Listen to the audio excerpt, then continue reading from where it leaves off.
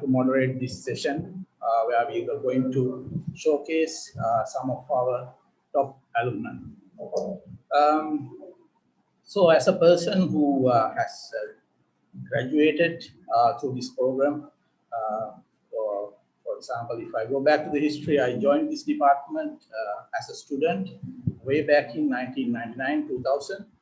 And then after graduating, I worked here as a demonstrator or a teaching assistant. And then I went for my higher studies and again joined the department in 2011 and currently working as a senior lecturer. So I have my history with this institution. The department goes back to a little bit over 20 years now. Personally, this is a very special occasion for me, and it's a great honor to have this session as to join as the moderator of this session. Hopefully, you will, all those who have joined this session will have a lot to learn from our invited speakers. They will be covering some current and very important topics in the forestry and environment sector. So the session will start, the technical sessions will start in 10 minutes. But before that, since we are celebrating or marking the 25th Silver Jubilee of the Forestry and Environment Symposium, we thought of taking you on a walk down the memory lane of 25 years. And we were able to get hold of some of our alumni who are representing different generations. So we thought we should share some of their views and what they have talked about and their experience of the Department of Forestry and Environmental Science, and as well as these past symposia. So as you know, we started this symposium way back in 1995, I think, as a concept of Professor Hiran Amarsekara.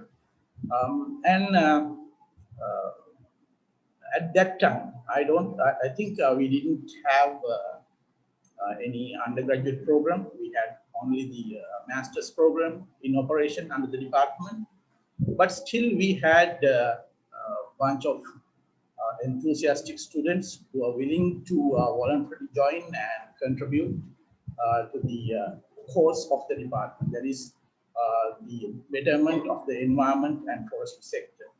So we had, even back then, I think we had this great and very active student society, which is Forestry and Environment Society. So we were able to catch up with the first president of the Forestry and Environmental Science. So let's see what he has to share about our department and the symposium.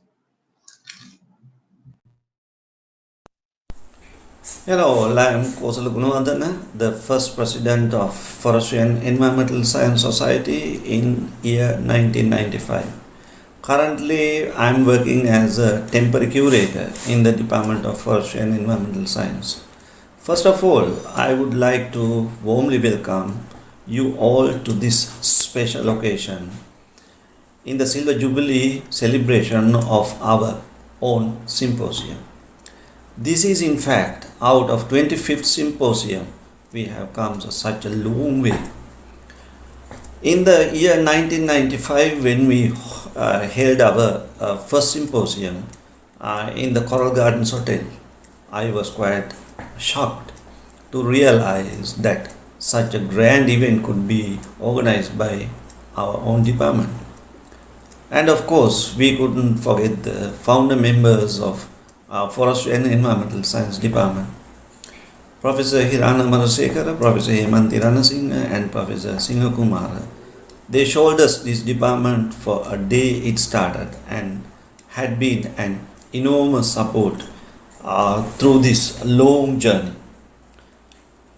We are much grateful for your dedicated assistance in every aspect from founding this department to selecting the hardworking and excellent staff members to our department.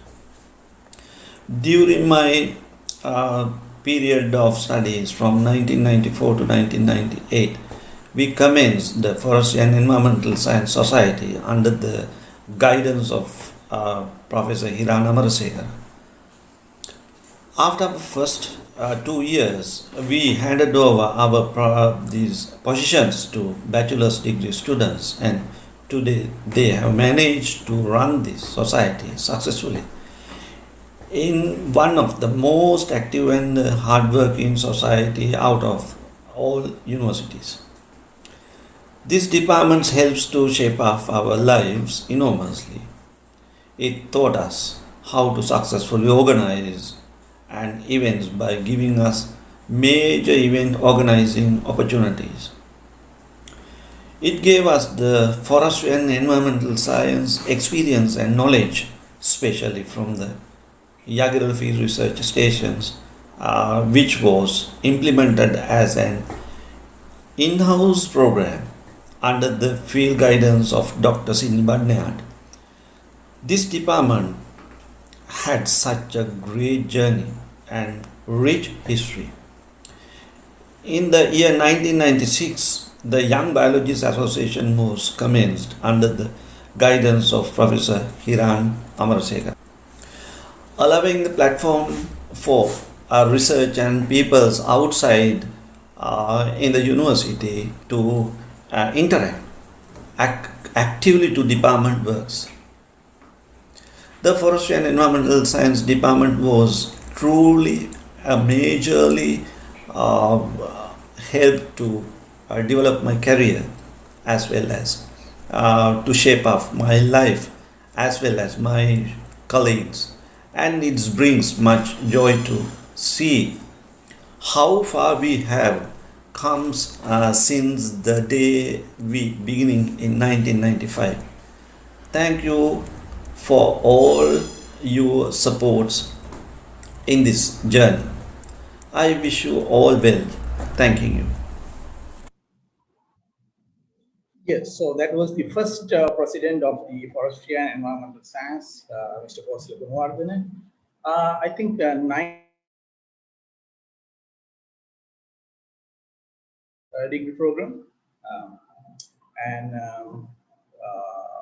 in 2000, year 2000, subsequently we started our honors degree or 4 year special degree program. But even before that, starting the special degree program, we had a very talented bunch of students. The talent was there, but the opportunities were not very abundant. But I can still recall some of our significant alumni from that era. Professor Sisira Edirivira, who is currently the Dean of the Faculty of Applied Science, Uvavelasa University, and also Dr. Sampath Wahala, also joining. I can see him has joined the session already. Who's a senior lecturer in at the Sabaragamu University, and also the current chairman of the Sri Lanka Accreditation Board. So even before the start of the special degree program, we had a lot of talented students and who have made it to the top. In 2000, after commencement or starting of the special degree program or the honors degree program, that was actually a significant landmark. Because after that, after initiation of the 4 year degree program, a lot of our students had the opportunity for higher education. So people who are graduating through this honors degree program were able to find placements in foreign universities. And I think we were the second honors degree batch. I was in the second honors degree batch, and I graduated in 2003.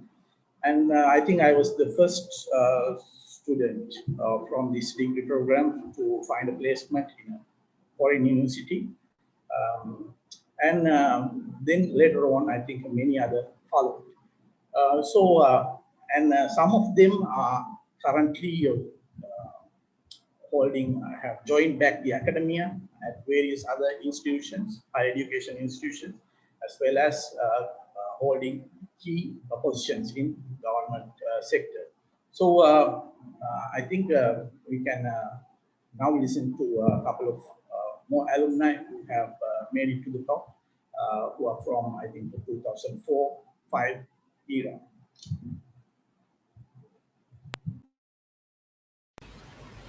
Hello, I'm Rangika Bandara, currently working as a senior lecturer of the Department of Zoology and Environmental Management, University of Kelaniya.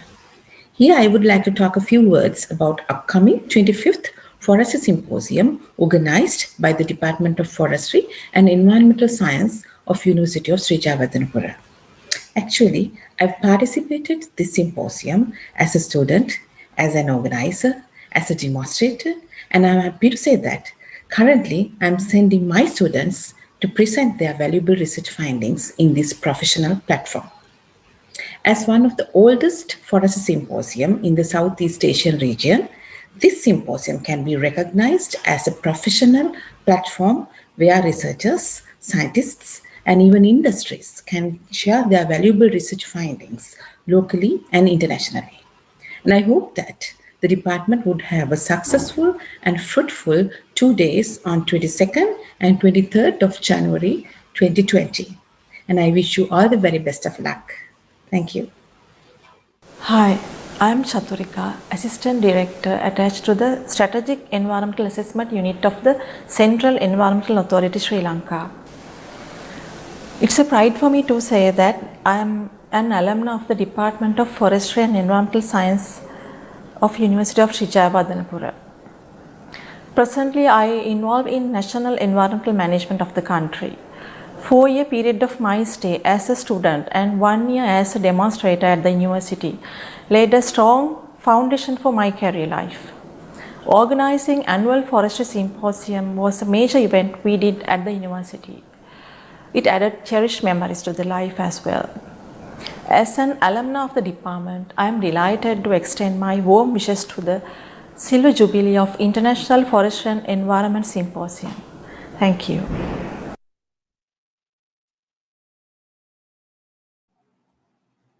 Yes, so as I mentioned earlier, some of the students graduated from our honors degree program have gone on to higher studies and then joined, some of them have joined the department and some have joined our university various other departments like technology and engineering faculties, etc. So next, I think we have Dr. Ranitha speaking a few words about her experience at the department, who is currently a senior lecturer at the technology faculty of the University of Sri Jayewardenepura.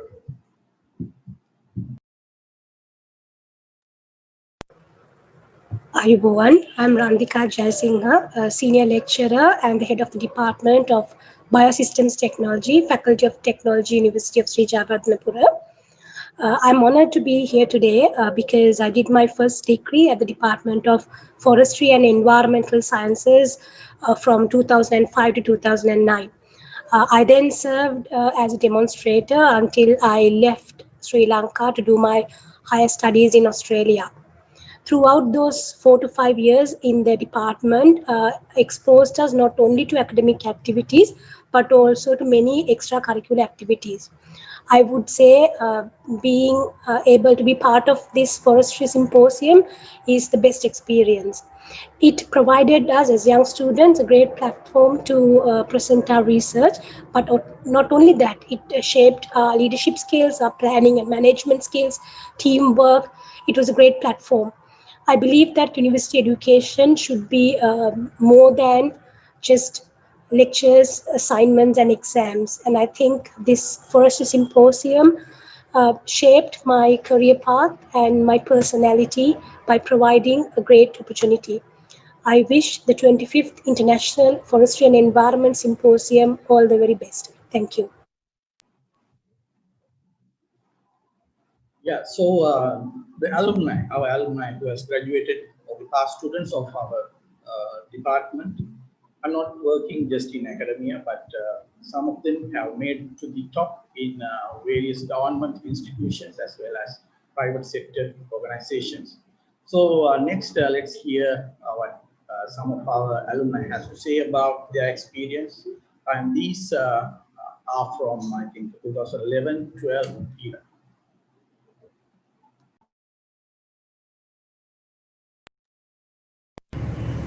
Hello everyone, I'm Dr. Niranjan Kannangara, working as an Assistant Director at Sri Lanka Accreditation Board.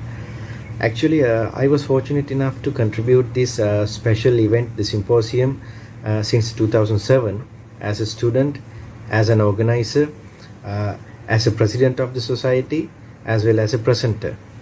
In fact, this event has not only been a regular event that is organized by the department, but it has been a culture for us. The experiences that I have gained through different involvements in this prestigious event have given me so many opportunities and have increased my capacity at greater levels to be what I am today now. So I would like to congratulate and wish all the best for the organizing committee of the International Forestry and Environmental Science Symposium for having this event for 25 years consecutively, and wish you all the very best for the future symposia. Hello, I'm Yashika. So I'm really proud to be one of the products of Department of Forestry and Environmental Sciences of University of Srijavadanpur. So I have been participating in this prestigious event of Forestry and Environmental Symposium since the year 2008, starting as a student of the department.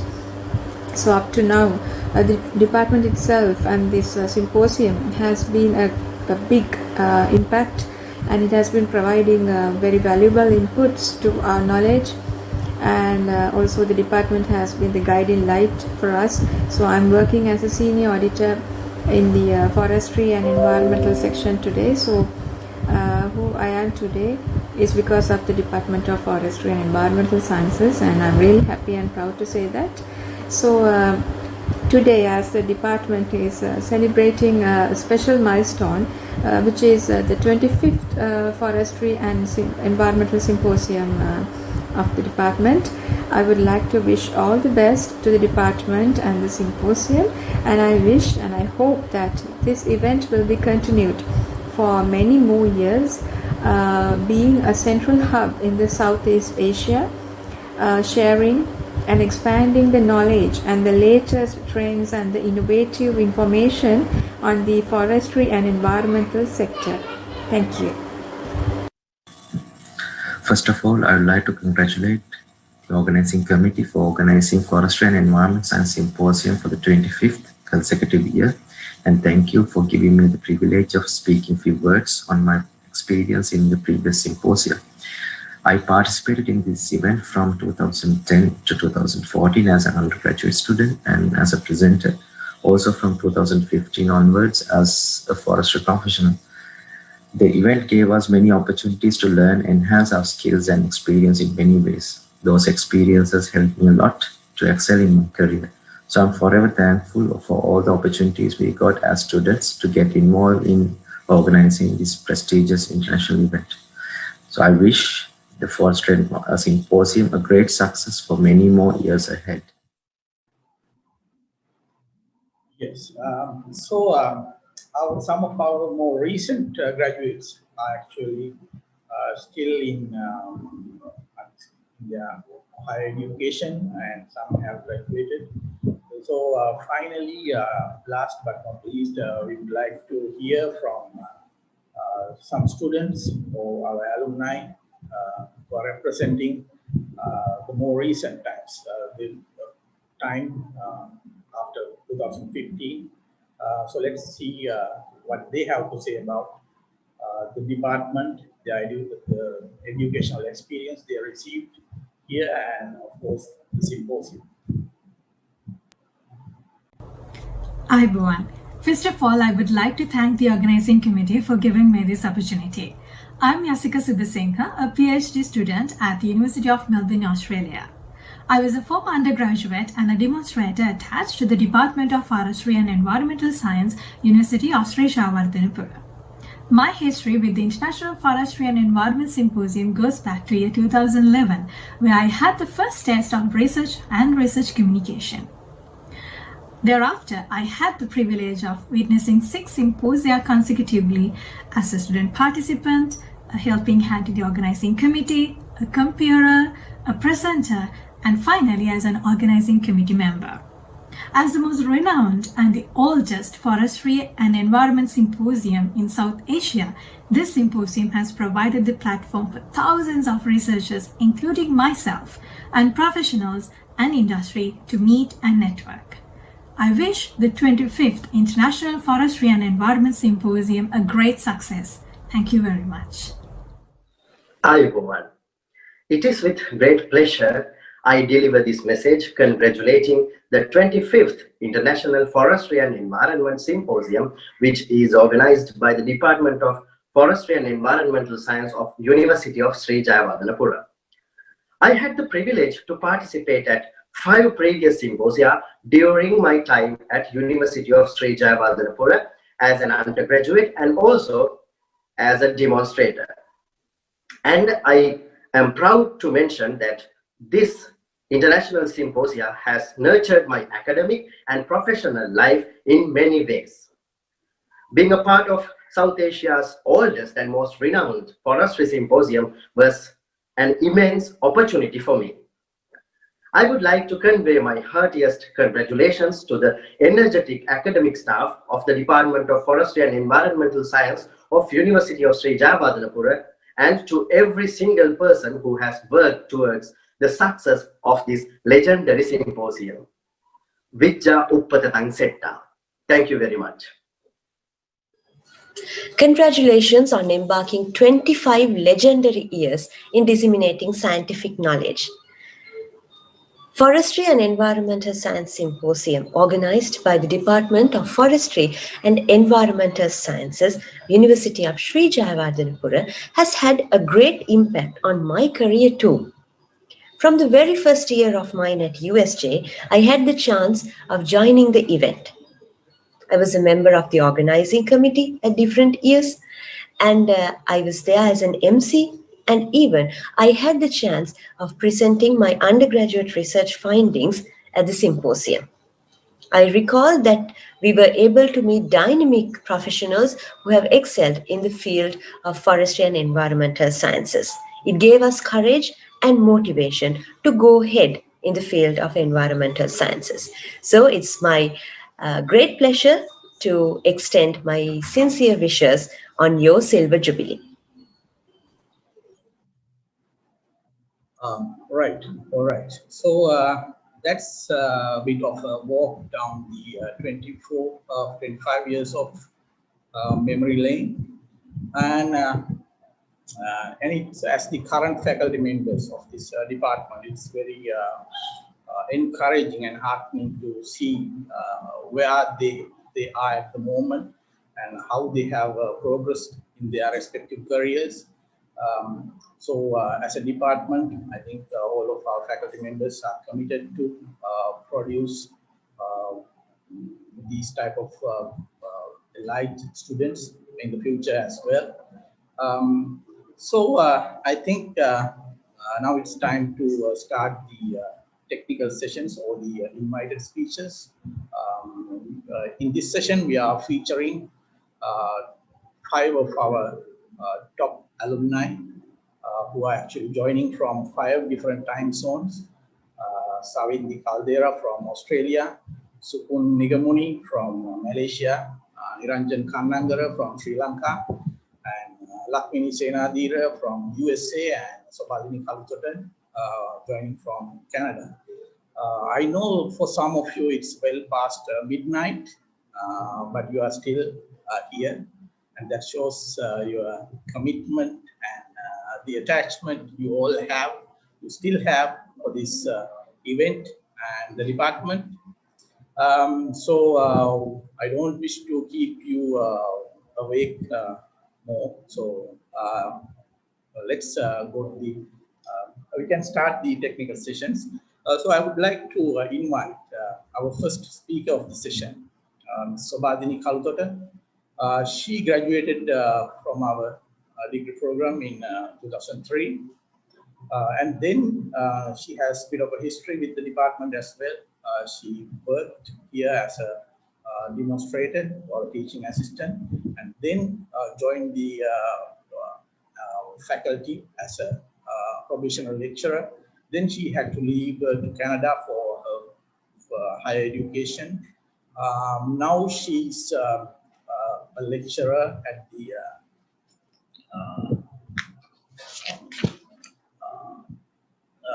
Lethbridge College, Alberta, Canada.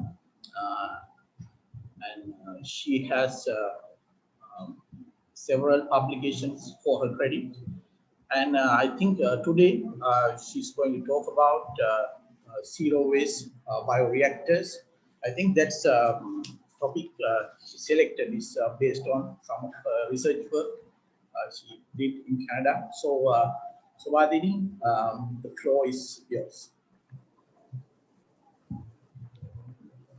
අයිබෝවන් හැමෝටම සුබ දවසක් සිංහලෙන් කතා කරන්න කැමති වුණාට අපි ඉන්ටර්නැෂනල් ෆොරෙස්ට්‍රි සිම්පෝසියම් එකේ හින්දා ඉංග්‍රීසි ලැන්ග්වේජ් එකෙන් යන්න.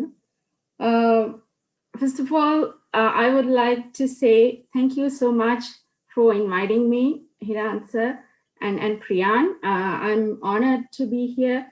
I know I was a student 20 years ago. That was a long time. In 2000 and 1999. So I was, like symposiums were really exciting times for us as students. It was a fun time. It was always a treat. I remember Hiransa always said, we have to take as many students as we can for symposiums. And he did every time. So for students, it was a really great time. As a student, I remember we enjoyed participating in symposiums as well as helping with organizing symposiums. Every student who went to symposiums had a job to do, everything. And I remember it was a teamwork. It was a really big teamwork. All the students, academic staff, all the non-academic staff, they all work together as a team to make every symposium a success. So from 2000 to 2004, I participated all symposium as a student, and then I joined the faculty, and then I was able to be in the organizing committee to get involved a little bit more organizing the symposiums. And I really appreciate all the experiences that I got as a student and as a faculty later. Everything I learned like invaluable. I always remember, even after 20 years, sometimes when I have challenging things to do here in Canada, it reminds me of all the things that we did back at the department. And I really appreciate this opportunity to be here. And I'm very honored to talk to you about some of my research that I've been doing for the past few years. Now I'm an instructor at the Lethbridge College, and I'm involved in aquaculture research. I know I've learned forestry. I know it's a little bit different pathway for me. So I would like to share some of my research experience. I think I need to be able to share my screen, but it doesn't let me yet. Priyan.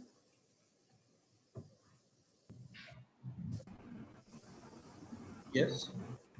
I cannot share my screen yet because my presentation is on the screen.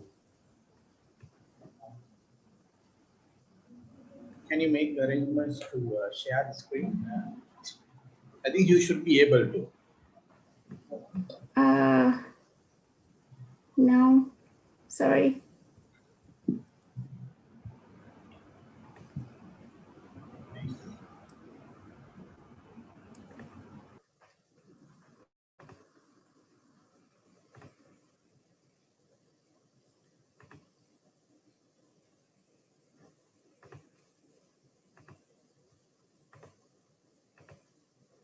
Because my presentation is on my screen.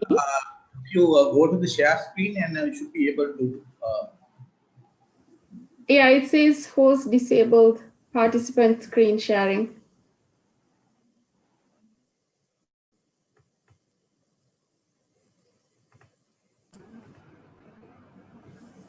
I think host can enable the sharing. Yes, the host need to enable the screen sharing. Maybe Priyan. Priyan, because you are co-host, I think you can too. Priyan, give you the share hosting facility to Subhadini.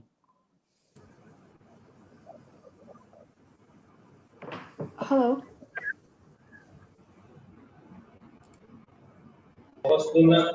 So only now you can share, I guess, for option.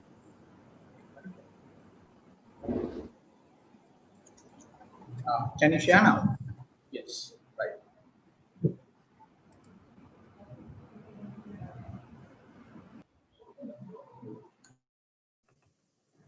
I can share my screen now. Thank you.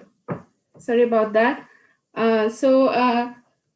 Today, what I'm going to talk about it a little bit, how to convert organic solid waste into something that's usable, like into a fertilizer, liquid fertilizer using bioreactors.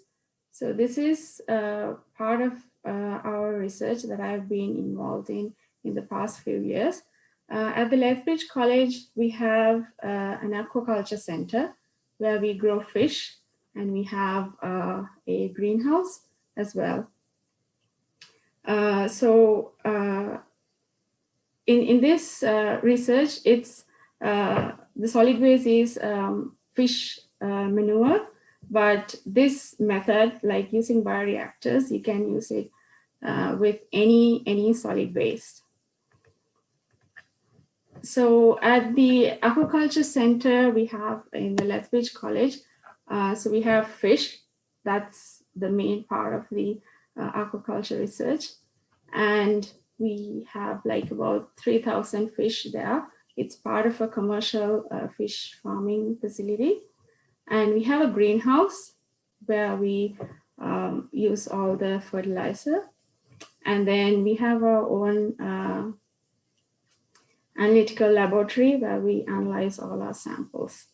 And then the bioreactors, which is what I'm going to talk about today. So basically, aquaponics is growing fish and plants together in one system. So this is a very simple diagram showing actually what's going on there. So we have fish in tanks, and then the water from the fish tanks are converted into their greenhouse, and the plants grow in the water base. And plants take up the nutrients, and then the water comes back to the fish. So all the nutrients comes to the system, comes from the food that we feed to the fish, and the bacteria kind of use up all the fish waste, and they digest them and make all the minerals available for plants. So that's kind of the basic idea of aquaponics. But actually, the system we have there is a little bit complicated. So if I try to go through the system, so we have the aquaculture tanks, the fish, and then what we do is all the water goes through a drum filter, and then it kind of separates out the liquid waste and the solid waste. And the liquid waste go through a fluidized bed reactor, and then through a biochar filter, and then they go to the greenhouse. And after the greenhouse, when the plants take up all the nutrients, the water comes back to the fish through a oxygenator and then through the biochar filter. So this recirculating of water has been happening at the Aquaculture Center for a long time, like over 20 years. They have not flushed the system out, so the same water has been going through the system for a long time. Of course, you have to refill the water to compensate for evaporation and other water loss, but they have not flushed the system for a long time. So it can be a sustainable system. So, but what happened was even this liquid waste has been recirculating. The solid waste part has been been accumulating there. So the solid waste goes through a screw press, and then all the water is taken out, and then we put that solid waste into bioreactors. And after the bioreactor digestion, it becomes a liquid fertilizer, and then we could put them back into the greenhouse or use them as liquid fertilizer in other places to grow plants. So in our system, we have the fish are Nile tilapia, and there are some other types of fish that they try. So the system is about 80 cubic meters, and then average stocking density is 40 kilograms per cubic meter, and we feed about 15 kilograms of food per day. So what I'm going to talk about a little bit more is the bioreactor experiments. It's a small part of everything that we do there. So there are separate experiments that are going on with the fish. We try different species of fish, and then there are a lot of trials going on at the greenhouse as well. So these are the bioreactors that we have over there. So we have 6 bioreactors. These are all at the experimental level. Because they are aerobic bioreactors, we aerate them, and bioreactor conditions need to be monitored all the time. So we have a system, like automated system, to monitor especially the pH and electric conductivity. So we have sensors set up, and every 15 minutes, pH and EC is recorded and saved. If the pH level is changing, then we have automatic dispensers of acid and base to control the pH.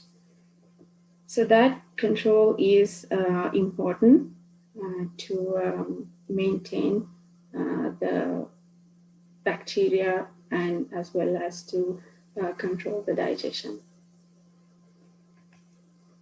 So what's actually happening inside the bioreactor is, we could say it's liquid composting, aerobic digestion, because oxygen is in there. So what happened there is all the organic nitrogen that is there in the fish manure is digested and converted into ammonium through heterotrophic microorganisms. And then ammoniums are converted into nitrite, which is a little bit unstable. And then because we are aerating this, all the unstable nitrites are converted into nitrates, which is the the state where plants can absorb readily nitrates. So we can actually monitor this process, how ammonium is converting into nitrates. So this is our experiment actually, to figure out how long it takes, what are the optimum conditions that need to be there in all the bioreactors. So we have actually measured the levels of ammonium and nitrates throughout these experiments, starting from the day we initiate the bioreactor, and up to about 2 months. We take samples every 3 days and measure the ammonium levels and nitrate levels. And you can see the concentration of ammonia decreases and stabilizes at a lower level, while the nitrates are increasing. So that's what's happening in a bioreactor. So at the end, all the organic nitrogen, it's digested, and it actually gives the a clear fertilizer solution. So to monitor all this, we have to take samples and measure the ammonium levels, nitrates, nitrites, and even the metals like the mineral composition of the fertilizer. So we do that in our analytical lab. So ammonia levels, nitrates and nitrites are measured through microplate techniques, and then the other instrument is Gallery Plus, which uses a colorimetric or enzymatic methods. It's fully automated. We just have to input the samples and reagents. And all the metals are measured with using atomic absorption spectrometer. And we have also done some optimization of our bioreactors using like small scale models in so that we can figure out what's the optimum pH, temperature, and the time. So we have tried 3 pH levels, pH 5.5, 6, and 6.5. And then also 3 temperatures, 30, 35, and 40 degrees. And also the amount of solids, solid waste in bioreactor, also it kind of affect the rate of digestion. So these, after these experiments, we have figured out the optimum conditions for aerobic digestion for tilapia fish manure is pH 6, temperature 35 degrees Celsius, and the duration is 15 days. So after 15 days, all the ammonia is converted into nitrates, which is which plants can absorb so right away. So this is the liquid fertilizer. As you can see over here, that's really mucky and really the dark solution turns into a colorless liquid fertilizer. And these are the nutrient contents in the fertilizer. It's rich in NPK, and all the other minerals are there for plant growth. This is a really a good method to digest solid waste. It doesn't have to be fish manure. It could be any organic solid waste. Using bioreactors, you can convert that into that waste into a resource. This is actually, we have not published any of the nutrient content data yet, but still, we are still trying to figure out the shelf life of liquid fertilizer. And something that's really interesting is Same as in Sri Lanka, even in Canada, in Lethbridge College, all the students are involved in our research. All of these students are doing their undergraduate degrees, and they are working at the Aquaculture Center as research assistants. Because with the fish facility, we have over 3,000 fish, so we have to take care of them, clean the fish tanks, that's what they are doing.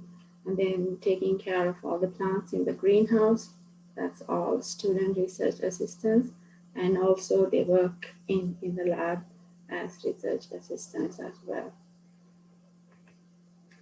And the last thing is I have to acknowledge our other scientists, Ziad Chiari and Nick Sabdov, the two other scientists that are working at the Aquaculture Center.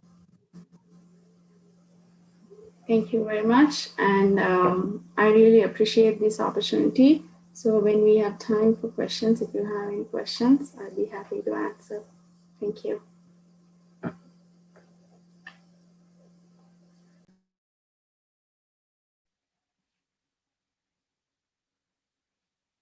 Hello, madam.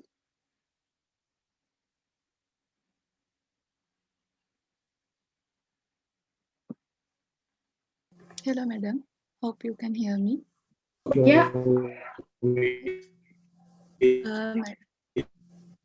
Madam, I have a question from you. Yes.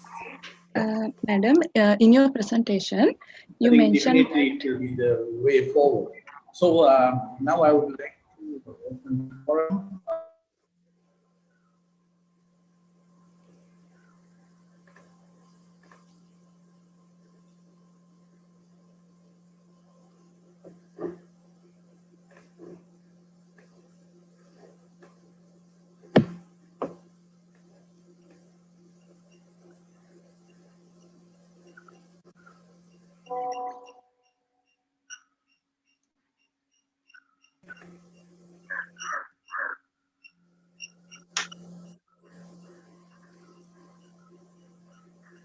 Hello, madam. Yes. Madam, in your presentation, you mentioned that aerobic digestion is used in aquaculture waste management. My question is, what kind of nitrifying bacteria are used by the process? So the bacteria cultures we have are like it's a mixture of bacteria that we have, and we do keep it, but we are not inoculating our system at all, because that system has been a balanced kind of ecosystem for a long time. So even for bioreactors, we don't add any bacteria, but most of the bacteria that are already stabilized in the system are from like Nitrosomonas and Nitrobacter, and that type of bacteria. We are still in the stage of actually figuring out and separating the bacteria cultures. So when we do that, we'll get that published. Okay, madam. I have another question. Is there any specific reason of farming Nile tilapia in aquaculture tanks? Well, that's not a specific reason, because our facility at the Lethbridge College is a commercial fish growing facility. So the fish actually belong to somebody else. What we do is we take care of the fish just because we need the fish waste, like the fish manure. And so it kind of depends on what the commercial grower like to grow. So the most common fish is tilapia here for commercial farming. And just because we need to try different fish, we try trout, and also barramundi is another fish that we are trying. but majority is Nile-tilapia. Thank you, madam. Right. Thank you, Subhadini. So we are in a bit of a race with the time. So if you have any other questions, please feel free to type them in the chat box. We will forward these questions to the resource person, and we'll make sure that you will receive answers to your questions. So thanks once again, Subhadini, for staying up late and joining us live. So on behalf of the organizing committee, I give my sincere thanks to you. Thank you very much. So next, I think we can move to the next presentation. The resource person or the featured presenter is Lakshmini Senadira, Dr. Lakshmini Senadira. She's representing the class of 2009, I think. And then she also again served as a teaching assistant at the department, and of course, thereafter she joined the industry and worked in this carbon sequestration and carbon offset related arena, and she did her PhD at the University of Sri Jawadhanapura as well, and now she's the head of the Sustainability Assurance and Advisory Services of Sustainable Future Group. Today she's joining us live from Portland, USA, and she will be talking about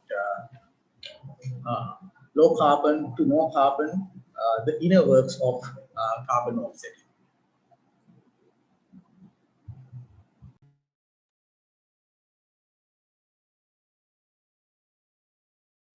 Hi all, I'm Lakshmini Senadira joining from Portland, Oregon, USA.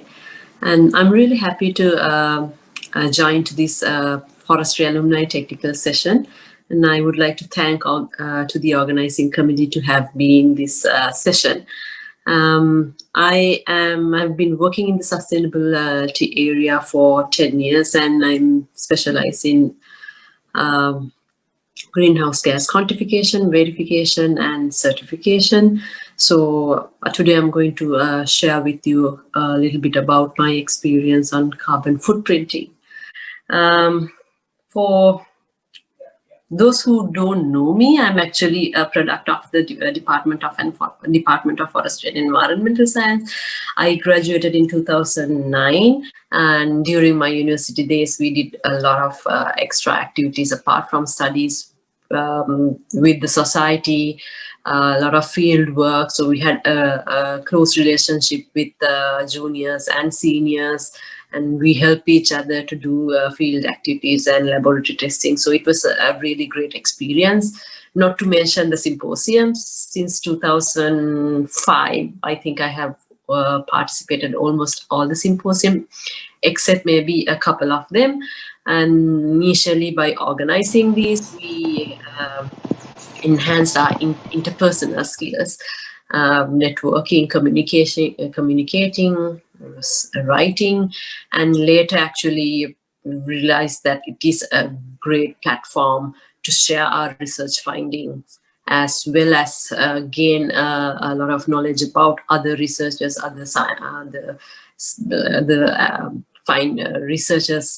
research conducted by scientists in various disciplines. So I feel it's a great opportunity to be a part of this kind of a system, and I'm really glad and honored to talk to you and share my bit of my experience with you today.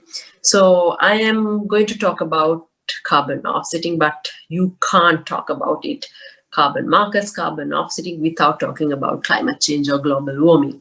So you may have already heard about or experienced about these catastrophic extreme events happening in last decade.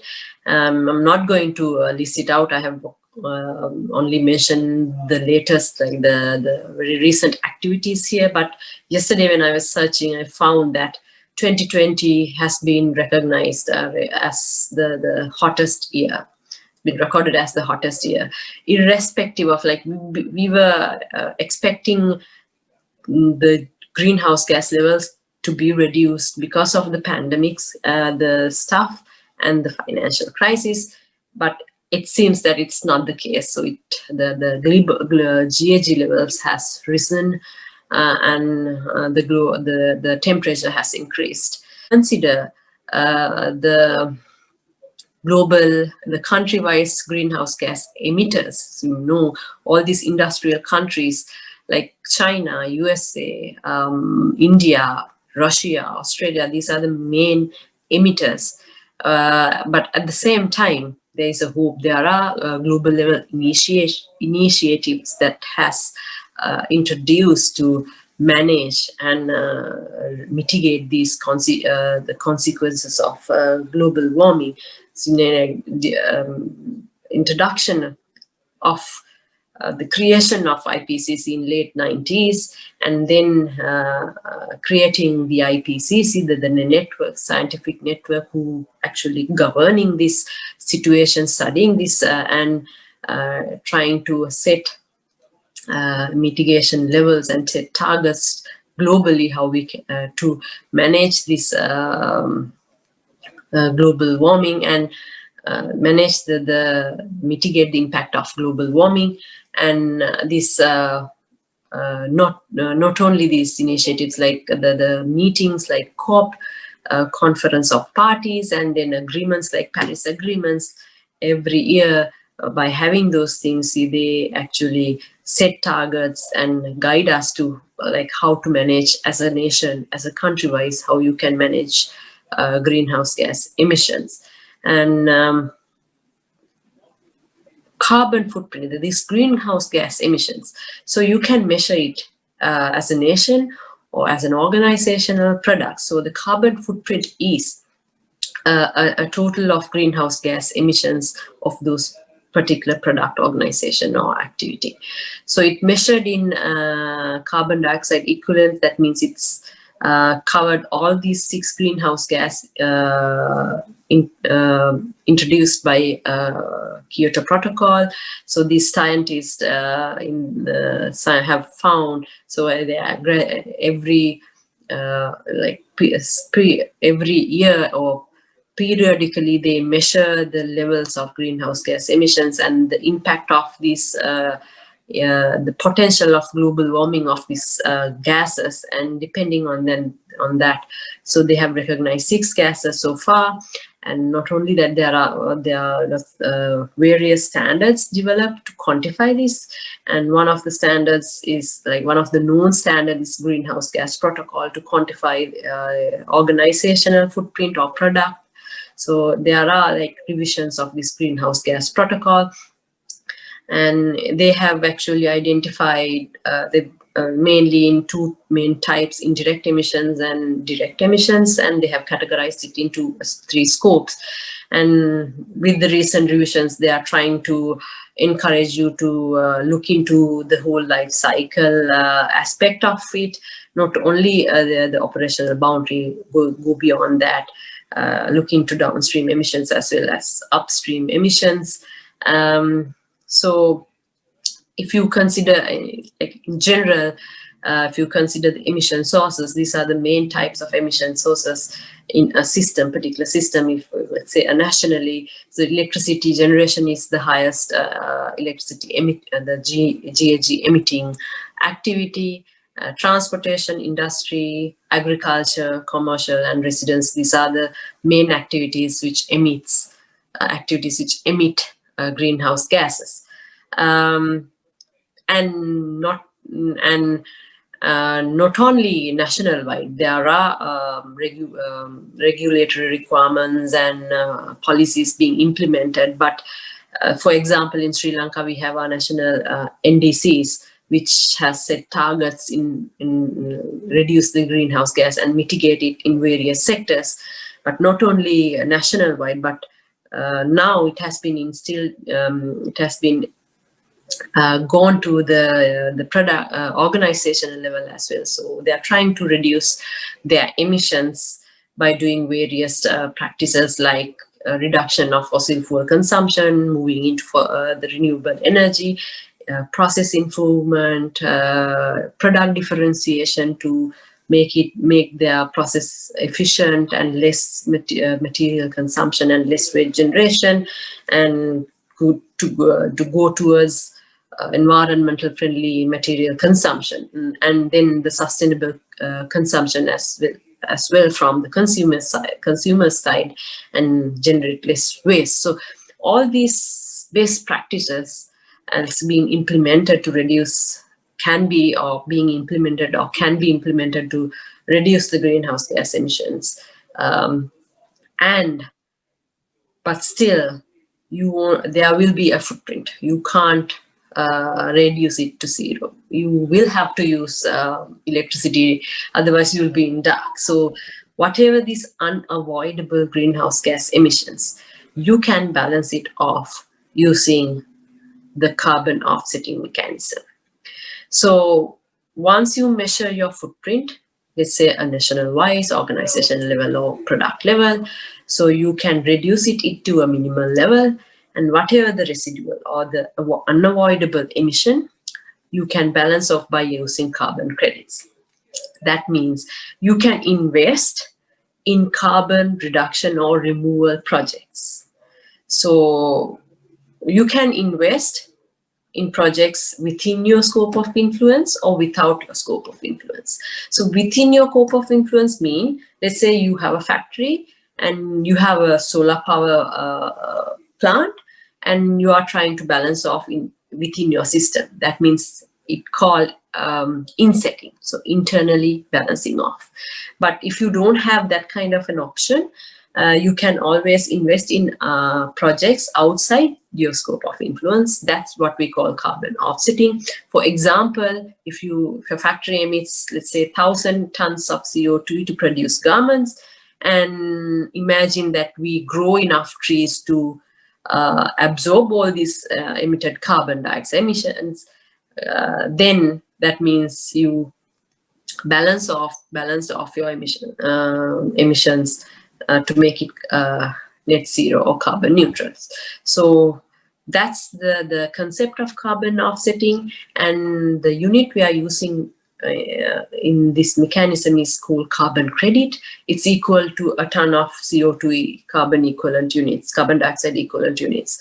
So this project, these projects can be prevent the release of GHG into the atmosphere, reduce the amount of GHG released, or remove a greenhouse gas from the atmosphere. So these projects can be come under one of these three types. So there are a lot of project types available, not only tree planting. So because we can't, we don't have enough lands to plant trees. So the other project types are like AFLU, non-AFLU, and AFLU. So AFLU means agriculture, forestry, and land use change.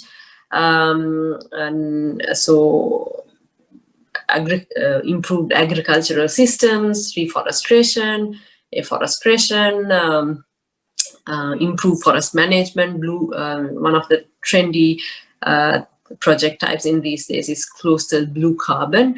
And from non-AFLU renewable energy, waste renewable energy, hydro, wind, solar, and waste to energy projects, methane capturing projects. So there are others. There are a lot of types of carbon projects, and there are recognized standards developed by various standard development bodies, which is kind of a guideline to implement these projects. And those standards are they have in detail information how to measure the emission savings or the carbon sequestration in details. At the same time, the risk, uncertainties, the accountability, all these aspects are documented in these standards. And some of the recognized standards, CDM, VERA, Gold Standard, Plan, Vivo. So there are lots of standards available. And then once you quantify according to these standards, once you develop those carbon credits, you can register those credits in this one of these well-known registries. So one of the main things when you are registering in these registries, they consider is the third-party independent verification and validation. So that is one of the important steps to avoid, greenwashing, double counting, everything. So it's kind of a transparent mechanism and reliable. To make it reliable, you have to have third-party independent verification. And there are lots of verification bodies, including my company. So they do this kind of verification of projects. So that's where once you register these carbon credits in these projects, you can find buyers, or buyers can find these projects and buy carbon credits. I really don't want to highlight this word buying, because we actually would like to say that we are investing in these projects. In return, we get these carbon savings to offset your emissions. So there are actually two main markets. Mandatory market and voluntary market. So mandatory market, it's also known as compliance markets, which is just introduced by the Kyoto Protocol. Mainly CDM, mainly like industrial countries can exchange their emission savings within these groups. CDM, joint implementation, emission trading, and recently there are like European Union emission reduction market and Korean emission trading schemes. COSIA is mainly a scheme they are trying to implement to reduce the aviation emissions related to international aviation, international flights. And they are trying to make it mandatory, but they are kind of now have given the option to the clients. And the other market is the voluntary carbon market. So it is the voluntary market is the one who actually now kind of like emerging. There are various standards, like I mentioned before, Gold Standard, VERA Standard. And there are certain standards, the country-wise, they are using certain standards like Chicago Climate Exchange, and there are their own registries like American Carbon Registry. So, and in this market, there are key players in this the whole life cycle of project development. The project developers and the supporting parties to develop the project, like supplying equipments, or the consulting firms who consult to quantify, develop these documents, and then the certification and standard and certification bodies who actually develop the standards for the developers to follow. And then there are certain parties who can actually fund initial funding to develop the projects, and the independent third-party verifiers will verify these developed projects. And finally, once you register it in a carbon market, a final client, whoever interested to buy or balance off their emissions, they can reach out to these carbon credit projects, maybe directly or through carbon brokers. And there are certification bodies who can actually add value by providing certifications, carbon neutral certifications for these clients. So that's the circle, or the site, how the process works in a simple manner, but it can be more complicated, complex. As I said, like the voluntary carbon market is kind of catching up now than the mandatory CDM mandatory than others. So if you look at the carbon offset volumes in the voluntary market in last few years, as you can see, the volume and the average price of a carbon credit has almost like doubled, tripled over the time. So that means it's actually kind of like, emerging, and the market is emerging, and there will be lots of opportunities for buyers to or whoever interested to invest in these projects. There will be a lot of opportunities. And if you look at the top 10 countries who have these carbon credit projects developed, India is leading, and USA, China, Indonesia. So there are these are the top countries who actually have a lot of projects. This is based on the Forest Trends Ecosystem Marketplace report in 2020. And if you consider the top 5 countries of voluntary carbon buyers, 2019, United States is the highest buyer, and then France. So you can see, so some of these big emitters also, internally they have their own mechanism to reduce, or they are trying to have best practices to reduce their emissions. So there are big brands, big players who are now going carbon neutral, like Microsoft, Nike, Unilever, Apple.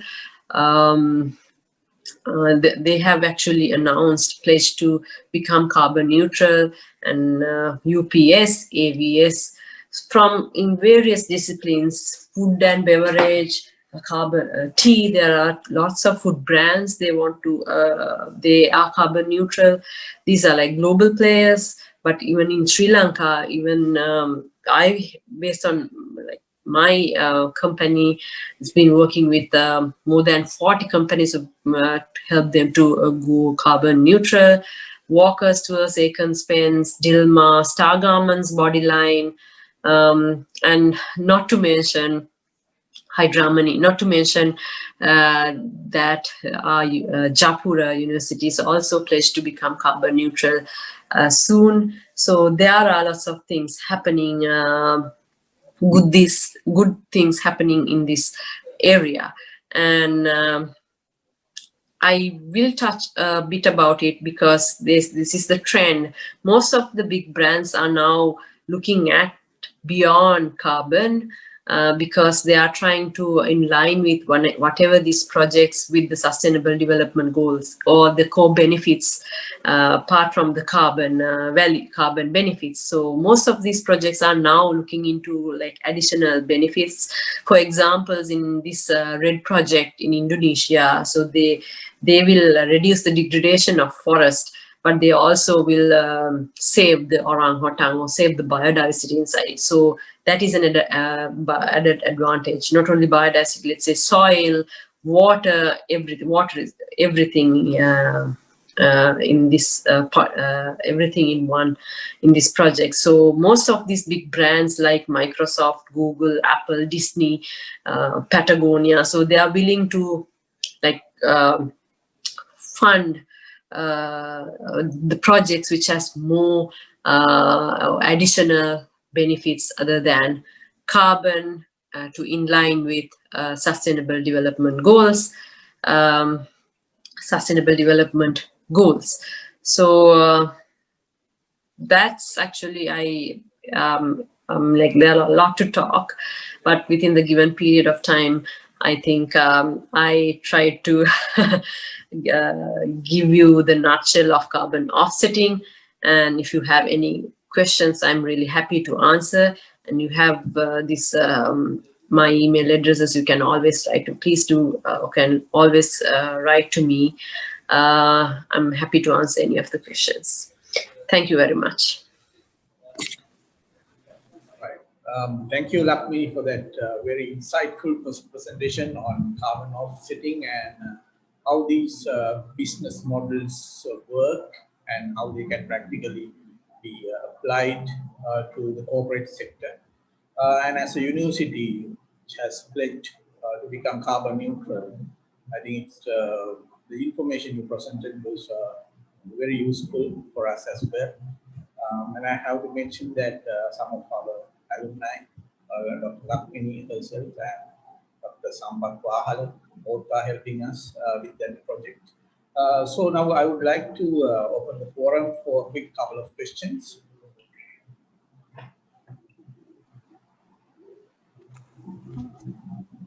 Hello, madam. I'm Tamali. Madam, I have a question for you. Hello, madam. Hi, Tamali. Okay, madam, I want to know what are the other possible ways of emission reductions? So you mean with respective to like develop a carbon credit project? Yes, madam.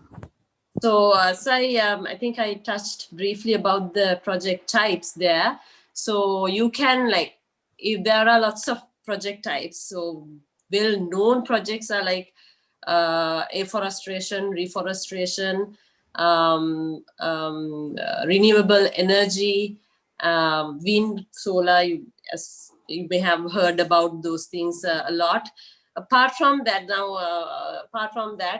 any let's say a technological improvements, if you use less electricity by improving your process systems, if you switch into, let's say, an energy efficient lighting, so if it's large enough to like quantify and make a bigger saving, you can, there are methodologies to register your projects.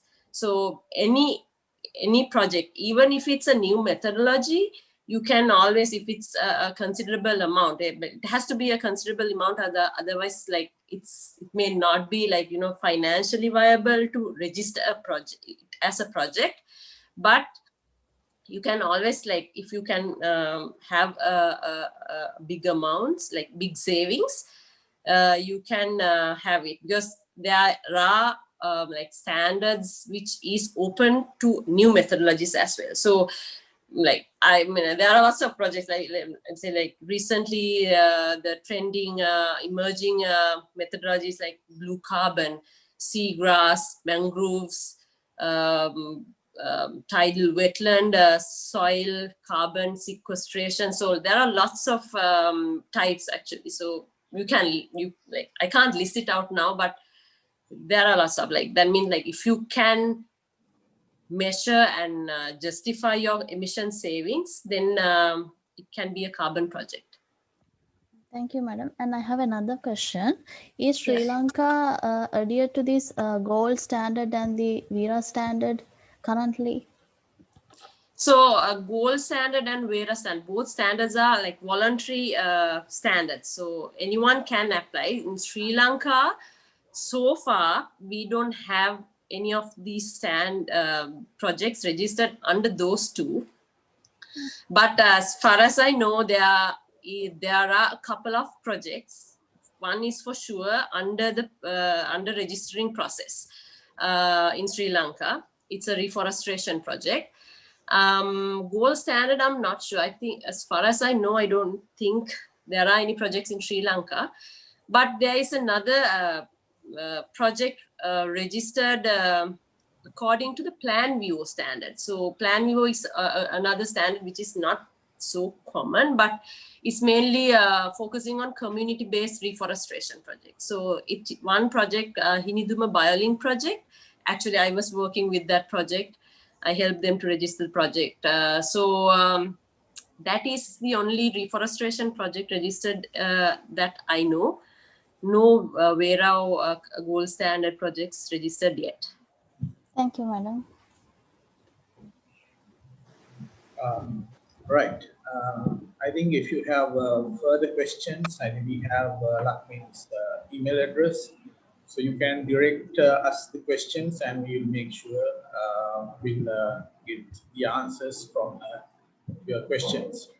So thank you, Lakshmi. Dr. Priyan and the organizing committee for giving me this opportunity. I'm really happy to join you with this event. Yes, thanks once again for staying late night and joining live.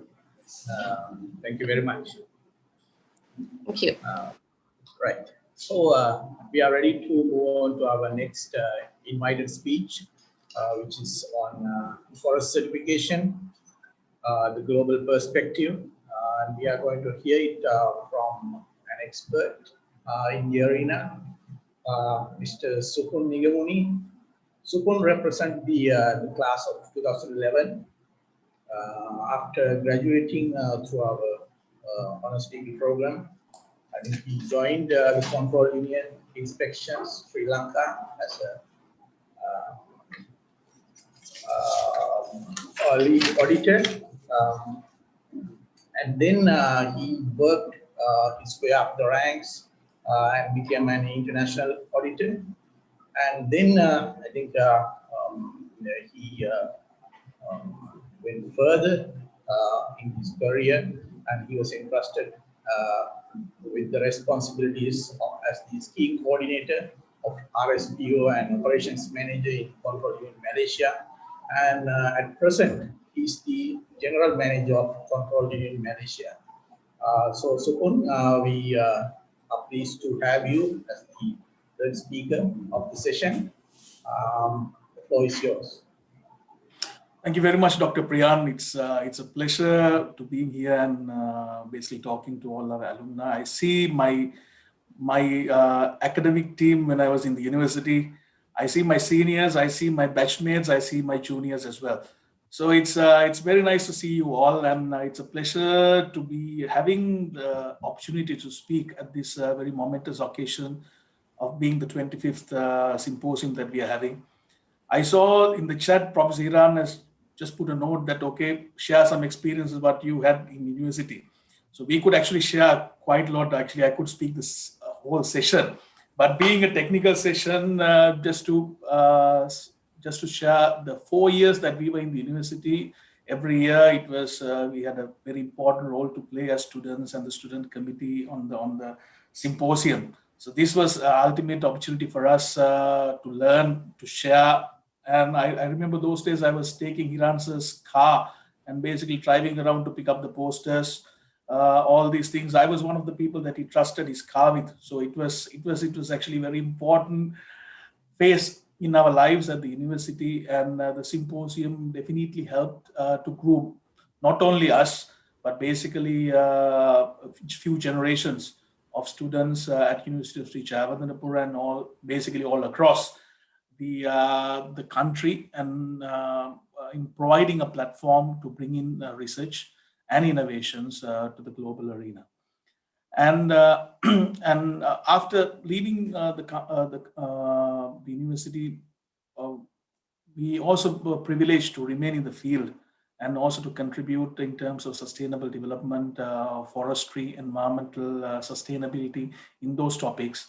And as you know, I'm representing Control Union, and it's very nice to see that Control is still continuing to sponsor, provide a sponsor, being a sponsor for this occasion, because for us as a company, University of Sri Jayawardenepura and the department is very important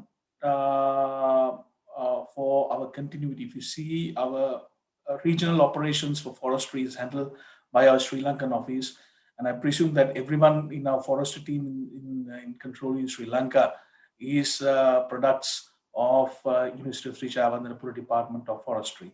So in that sense, not just as a student, but as an organization, we have always valued the continued presence of the symposium being a key driver in shaping up the sustainability journey in Sri Lanka. Yeah, let me share my screen and move into the topic that I have today.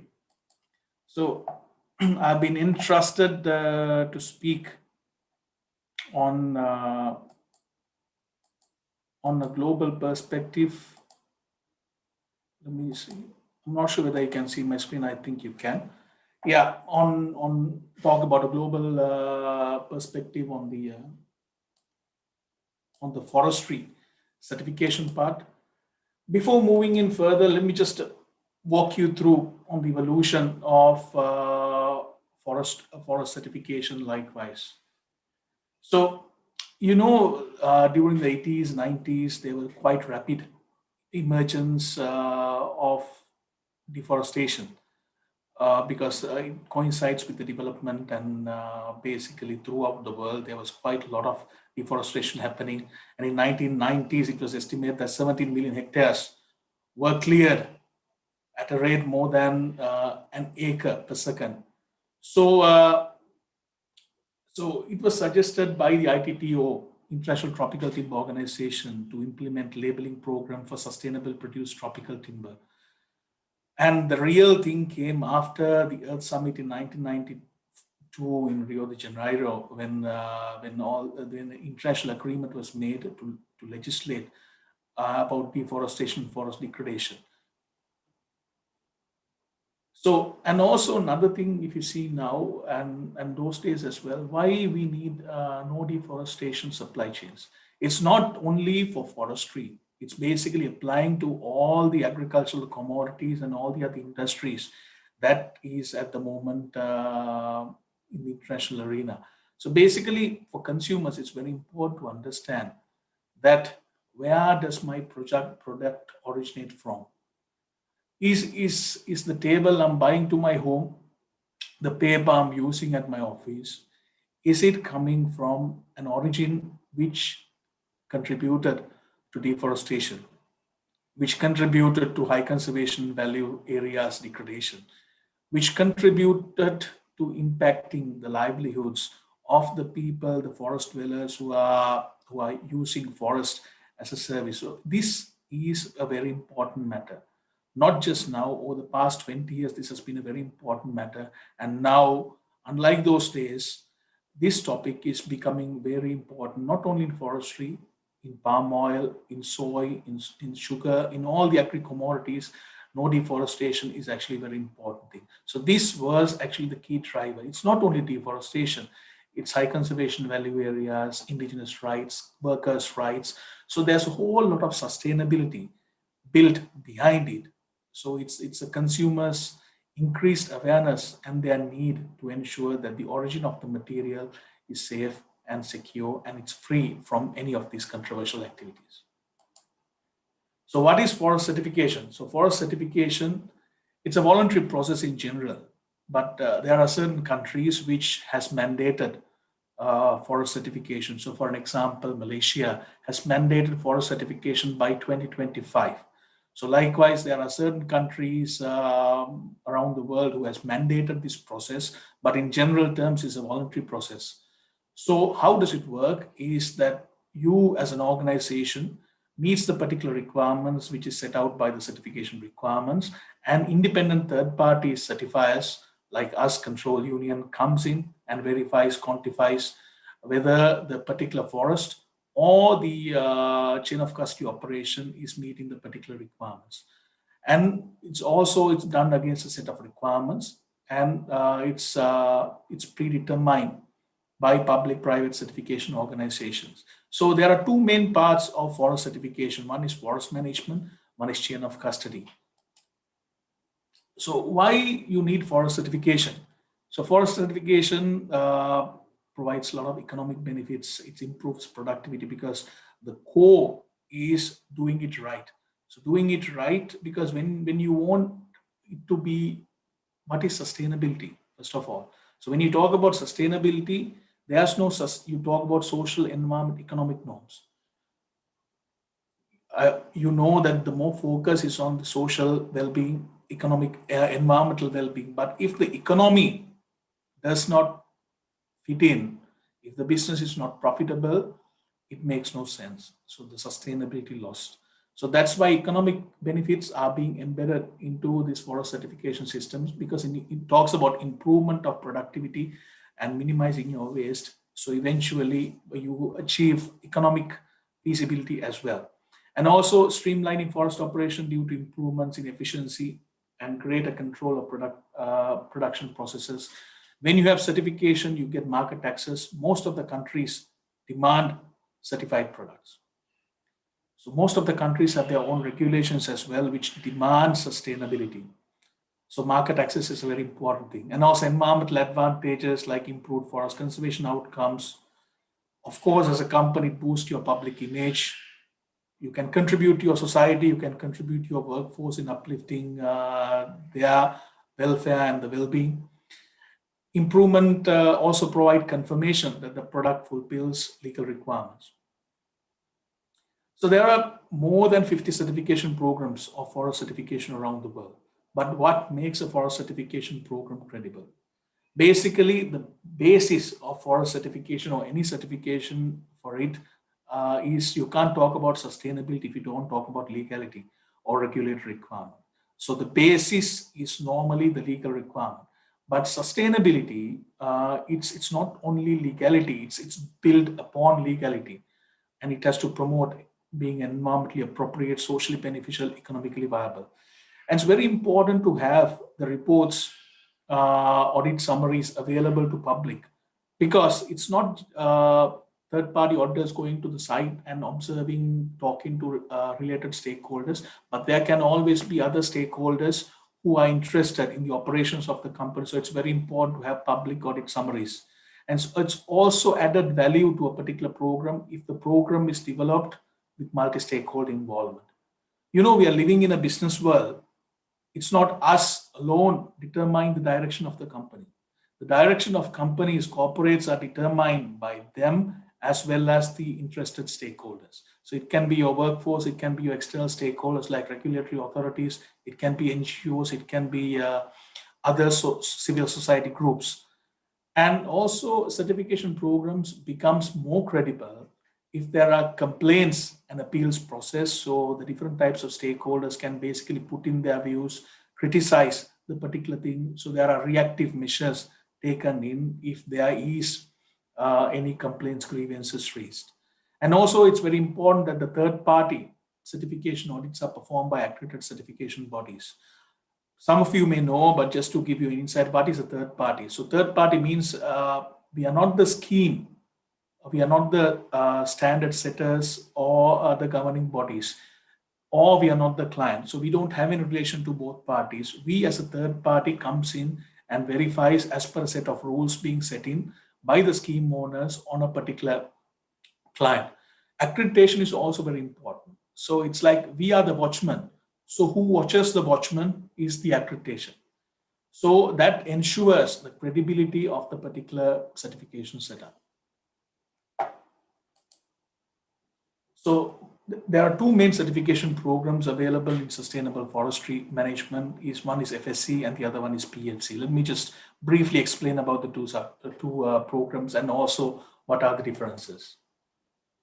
So FSC was the mother standard of all sustainability certification, as we call it. Before that, there was no discussion on sustainability. So this was the very first standard which came out in 1993 after the Earth Summit with founding members being WWF, Greenpeace, Friends of Earth and PNQ.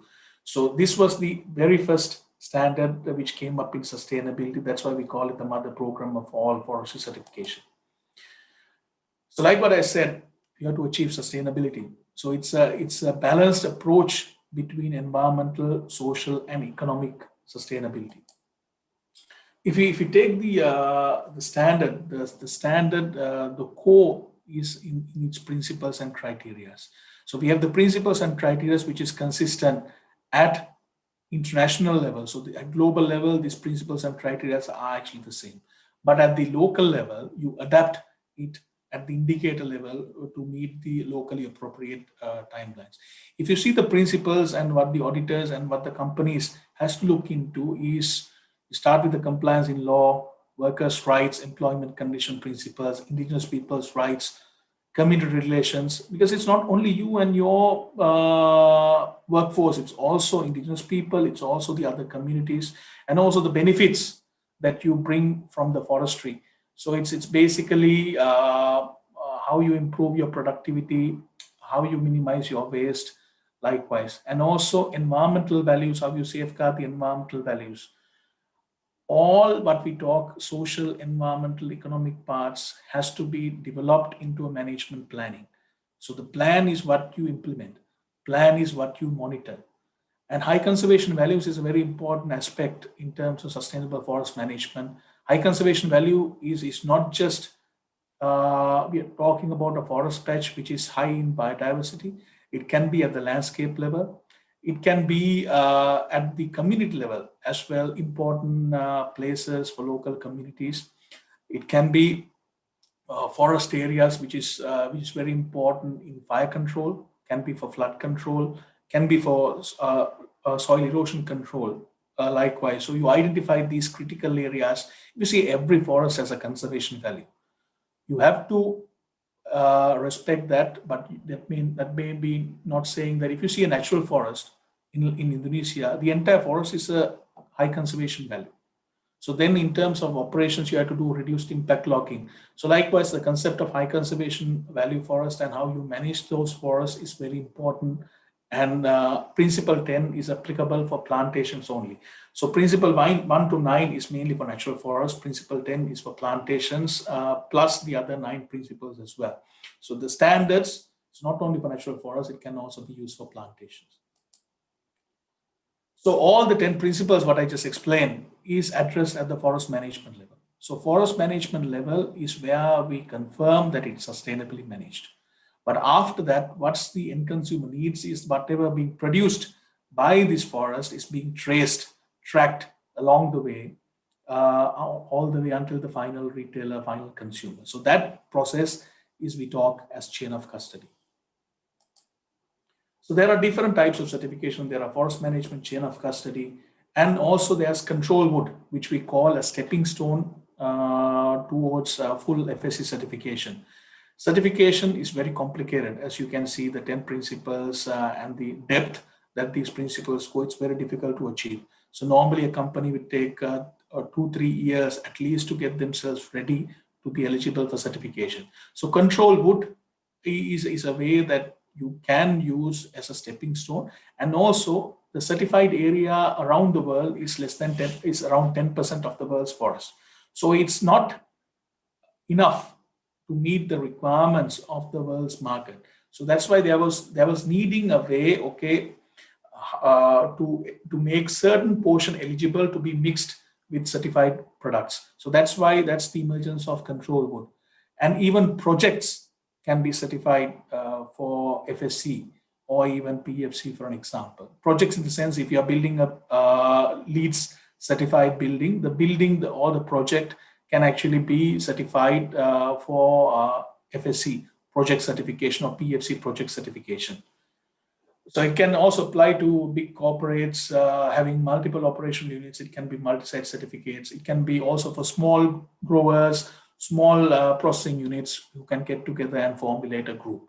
So there are different levels of certification that you can achieve and how to achieve.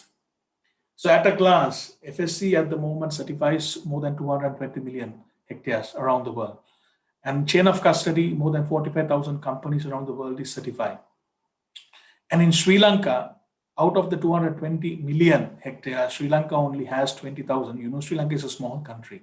And none of our natural forests are in the production framework. Only our plantation forests are in the production framework. But even out of that, only 20,000 hectares are certified, 54 certificates of the chain of custody. And the 20,000 hectares is coming into 6 FMCOC certificates. So in Sri Lanka, in a nutshell, just to elaborate, so out of these 20,000 hectares plus, there are 5 RPCs, regional plantation companies, who have certified predominantly rubber. And there's one smallholder group active in Sri Lanka that's also for rubber. So rubber is basically the main driver in terms of the Sri Lankan context. So the main products certified are rubber, to a very lesser amount, cinnamon, tea, woodlots, and coconut, whatever managed within that particular area that we certify. It can be timber or it can be non-timber products. Can be certified. So out of the chain of custody operation, as you can see, the bigger portion is actually rubber. So that's the source for timber. Yes, you can import paper and other packaging products or wood panels from other countries, but the local produce, if you say, it's mainly rubber. So that's why even in the production part, we see a lot of rubber companies.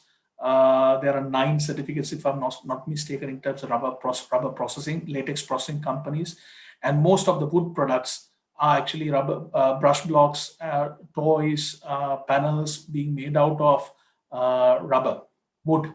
And there we see a lot of imports for paper and paperboard, stationery, and also a lot of printers, packaging producers are certified to meet the international market demand. So the process is pre-assessment is optional. So if you need to assess the gaps, and also there are certain cases where pre-assessment is obligated, like what if you have a forest which is having high conservation values, it's an optional thing, or it can be a mandatory thing. So once the main assessment is done, the certificate is actually awarded for 5 years period. So how a normal audit works, just to also give a bit of a background. So we send an audit plan, and also it's very important for us to conduct stakeholder consultation, which is very important, because it's not that as auditors we just go to the site and observe what's happening on the site, but also it's important to understand it from the purview of the associated stakeholders. So at each audit, we conduct public stakeholder consultations and on-site stakeholder consultations with all the relevant stakeholders to understand their aspirations, to understand what the company is doing right, what the company is doing wrong. And once it goes to the process of field work, and likewise, so the report is actually being developed by certification body. And the first time, it has to be even vetted by external third party, external peer reviewer, what we call it, to ensure the quality and whether the report meets the local context. And then the reports are actually being made available in the public database. So at the FMU level, or even at the any audit level, how we do audits as auditors is that it's not one source of information we consider as objective.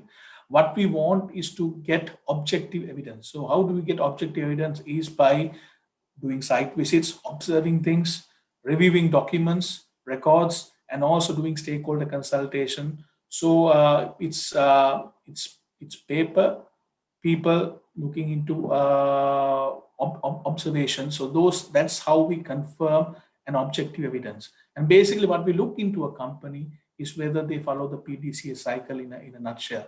So you have to have a plan, you have to implement, you have to monitor, and you have to act, you have to react, you have to reevaluate your policies, procedures, and actually make the necessary changes. So that's basically what we actually evaluate, both at the FMU level as well as the chain of custody level. And there are new markets emerging, so it's ever evolving.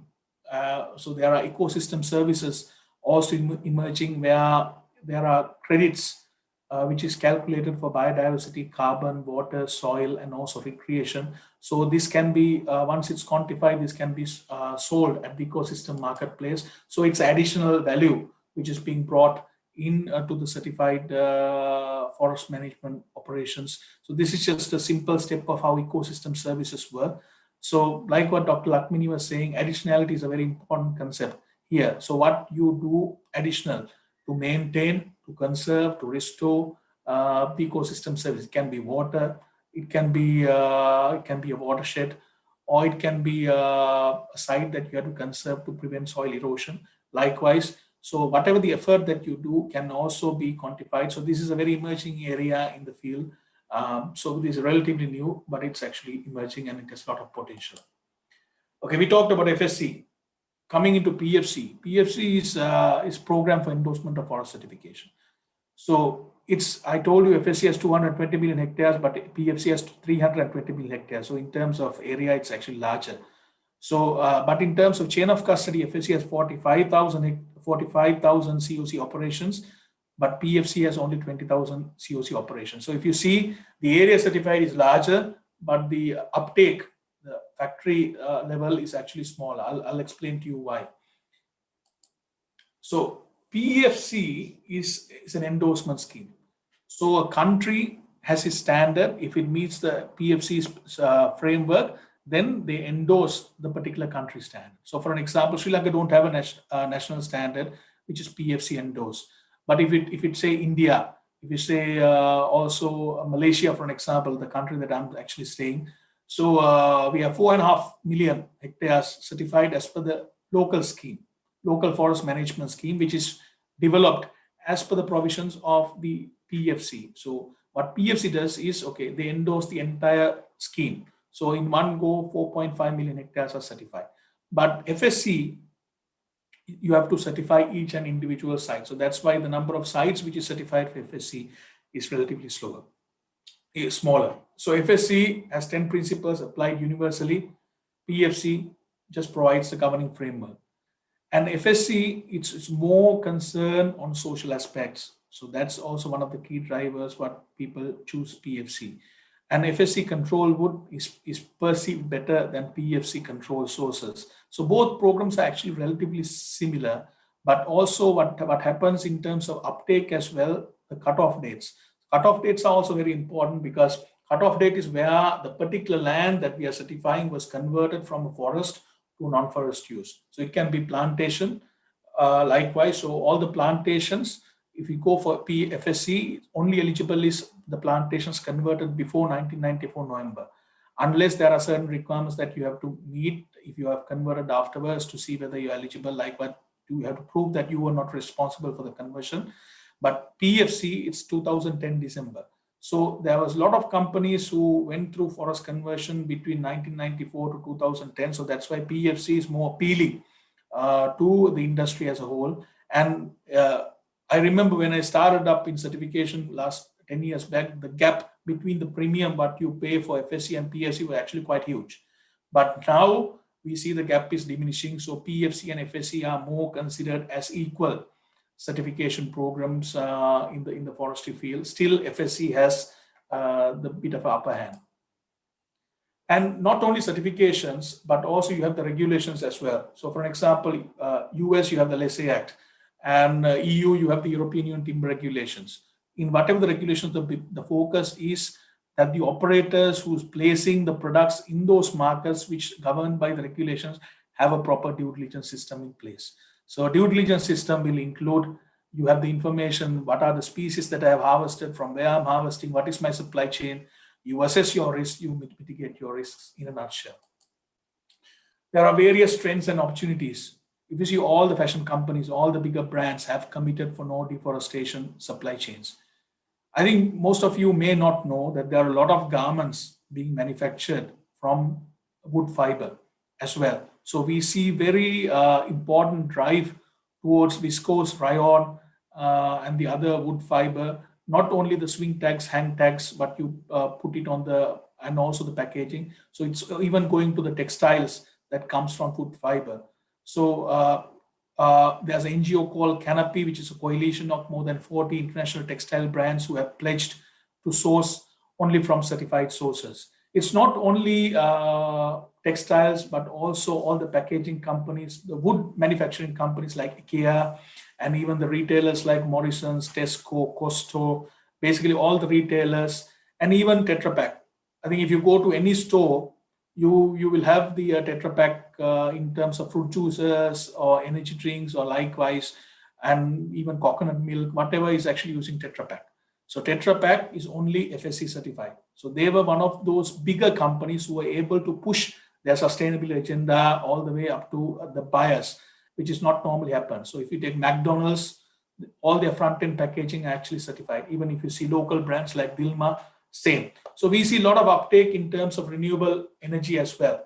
So the demand for certified wood is also very important, especially with Korea, Japan, Europe, and US. So biomass sequestration opportunities are a lot. We combine a lot of Plan Vivo, gold standard projects with forest certification as well. And also projects like Olympics. So Olympics is Olympic Stadium is FSC certified. It's PFC certified. So it's a project which they source certified timber. So then they're eligible for project certification. And you know about green building as well. And not only forest timber, but also non-timber forest products are getting a lot of traction. You can see all rubber is from non-timber forest products. You can see bamboo, you can see rattan. So there are a lot of non-timber forest products coming up. And PFC is gaining big grounds because they have all the Asian countries, the main producing countries from China, Indonesia, Malaysia, India, Thailand, Vietnam, Myanmar, they all have their national standards. And ecosystem services is also one of the very emerging areas.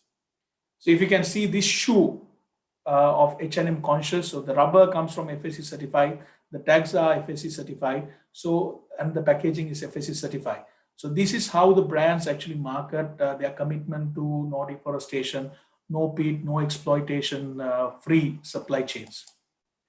I'll just touch upon woody biomass as well. Yes, FSC, PFC can certify woody biomass also, but there are a lot of other tailor-made programs which can cater. There's a big policy shift happening, especially for the Asian region and also for the other countries. Japan is one of the very large-scale biomass purchasing countries in Asia. So you know the Fukushima incident. So after the Fukushima, they restarted coal, but they have to meet the Paris Accords and in terms of their requirements. So they restarted coal. So they needed to actually co-fire. But now they are actually closing the inefficient coal power plant.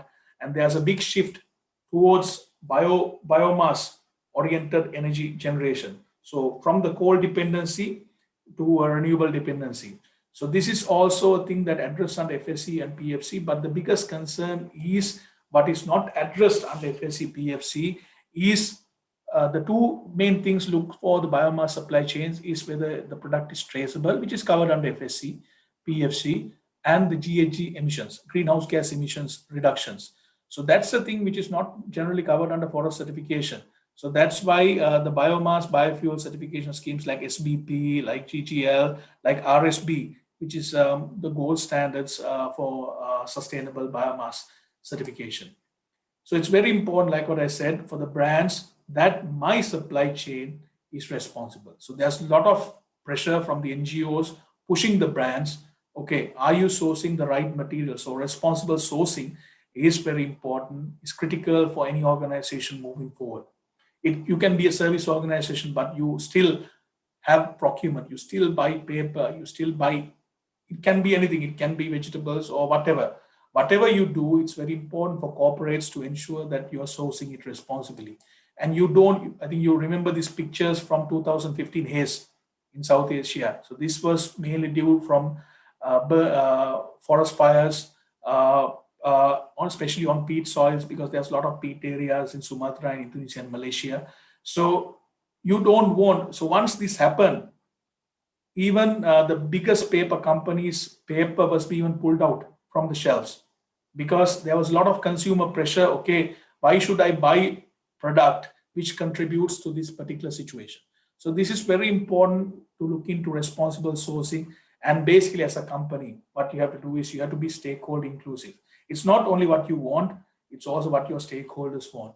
You have to be transparent in whatever you're doing. There are no closed doors anymore. You have the internet, you have the social media, so as you have to be transparent. And the only way that you can survive and thrive is if you integrate sustainability into your corporate strategy. And finally, coming up with a sustainable report and likewise. So this is, in a nutshell, forest certification and surrounding. So if there's anything, I think our local representatives, Chaturanga and team is also in the call. You can always write to us if there's any need. But if there are any questions, I'm more than happy to take a few questions. Yes, thank you, Supun, for that very insightful presentation on forest certification and how it operates and what are the implications of forest certification for a country like Sri Lanka. So now the stage is open for a quick couple of questions for Supun. Yes. Sir, I have a question. Sir, can you hear me? Yes, Oshini, go ahead. Sir, actually, I would like to know what are the differences between an ISO certification and a FSC certification system, especially during the implementation and auditing processes? Yeah, auditing processes, because if you say ISO or if you say FSC, auditing principles are guided by a standard that we call ISO 19011. So that's the standard for auditing principles. So auditing is basically the same across ISO, FSC, PFC, across any field. But what is the difference in terms of the approach that we use? As I showed you, because if you take certification as a whole, there are two main streams that we use. There are system certifications, there are product certifications. So in system certification, we certify a particular process. And in product certification, we certify a particular product. So ISO certification is a system certification, but FSC is actually a product certification. But to come with a product, meeting a set of requirements, you have to have a system. Without a system, you can't actually function. So, so that's why still you have to plan something, you have to implement the same thing, you have to monitor, and you have to react through management reviews and likewise. So the system approach applies to forest management, to the forest management plan mainly. But in terms of chain of custody, it's mainly about ensuring that the chain of custody is being respected. So that where we evaluate under product certification. There are a lot of similarities, but the level of depth, the level of criteria is that's where the difference is, Oshini. Okay, sir. Thank you so much. Right. Since the time is running out, I think if you have further questions, please inbox your questions, and we will get in touch with the resource person and get you the answers. Right. So thank you, Supun, for pleasure being here, sir. Valuable time.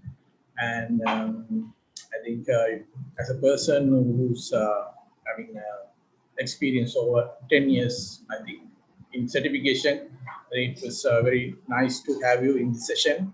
I mean, this is quite a useful topic as well, because most of our undergrad students are also learning for certification. So again, thanks for big thanks for joining this session. Right, so I think we can move on to the next presenter. Again, he's representing the class of 2011, Dr. Niranjan Kannangara. Again, he, after graduating to our special degree program, Niranjan worked at our department as a teaching assistant, and then did his PhD in University of Kelaniya, and now he's an assistant director accreditation at the Sri Lanka Accreditation Board. So Dr. Niranjan will be talking about environmental certification in the perspective of accreditation, and he will be sharing his experience with all of us in this forestry alumni session. Yes, over to you, Niranjan.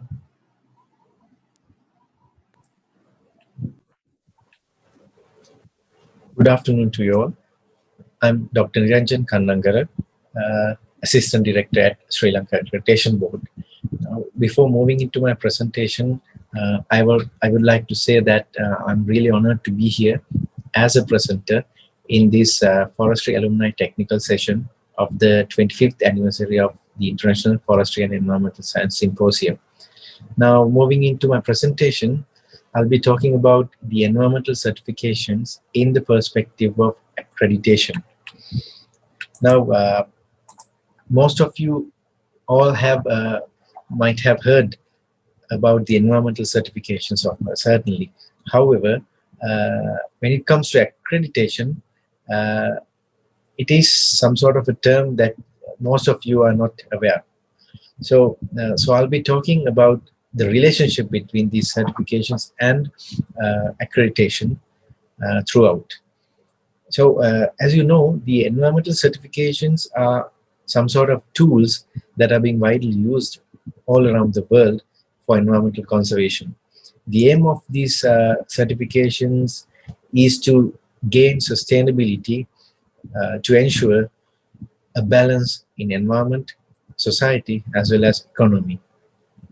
These certifications are mainly focusing on how the goods and services are produced, consumed, and disposed in a sustainable and environmentally sound way.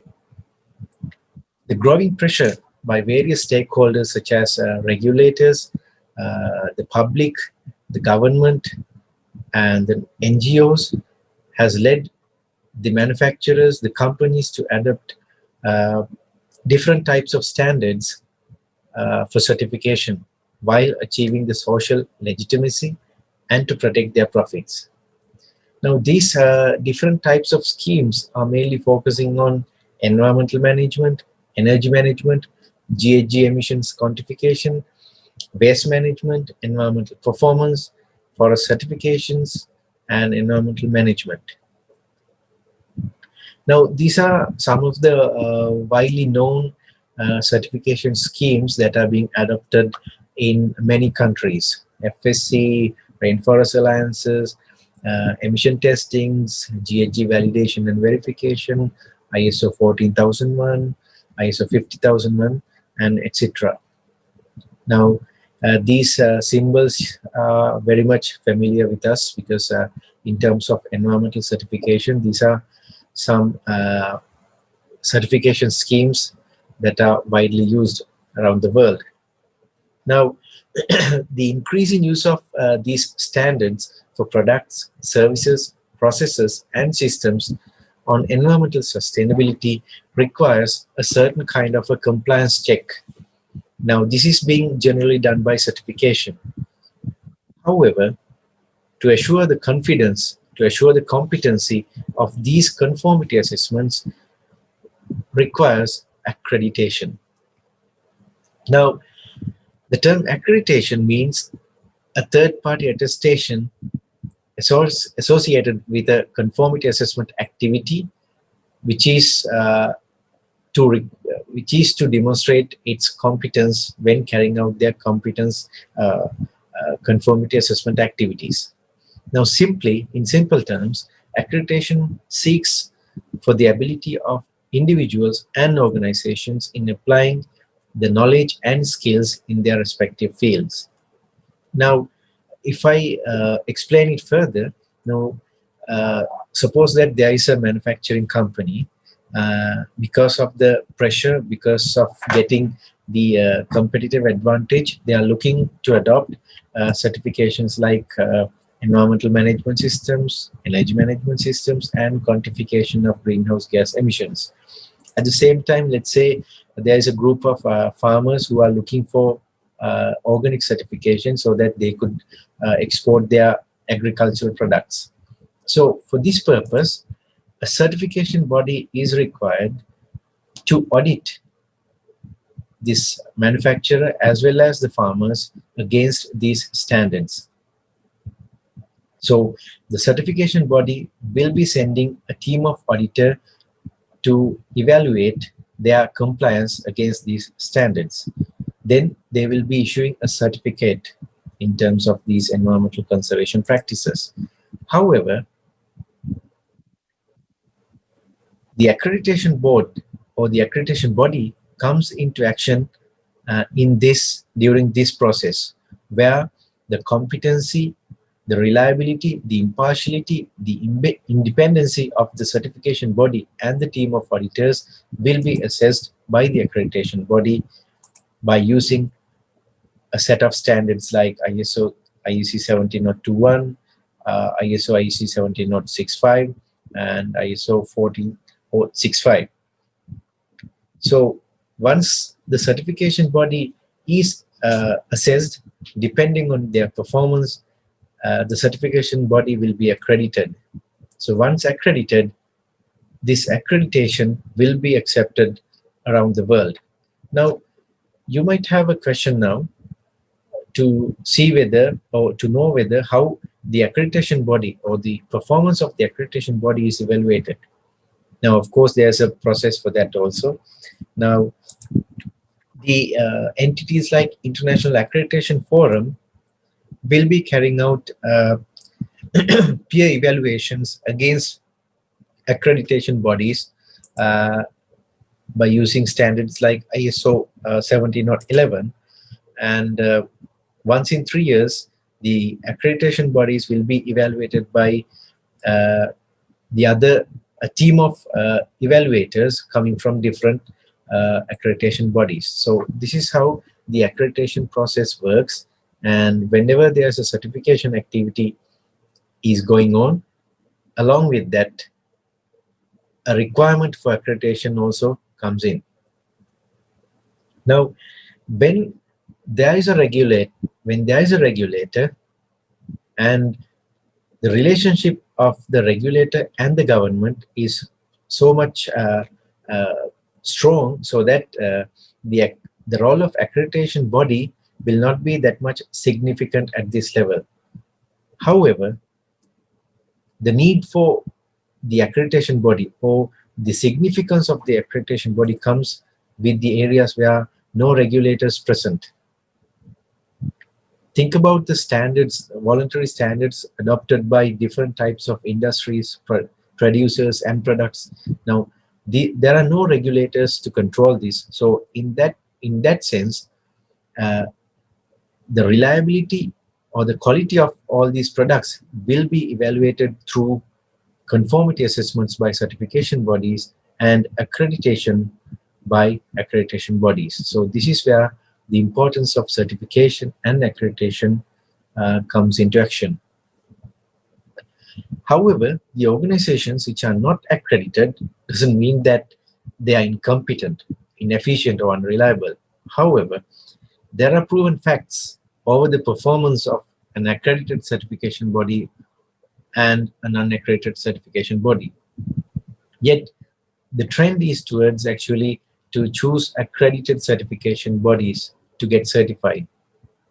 As a result, they will automatically gain international recognition, credibility, assurance on their quality, and impartiality of the certification process.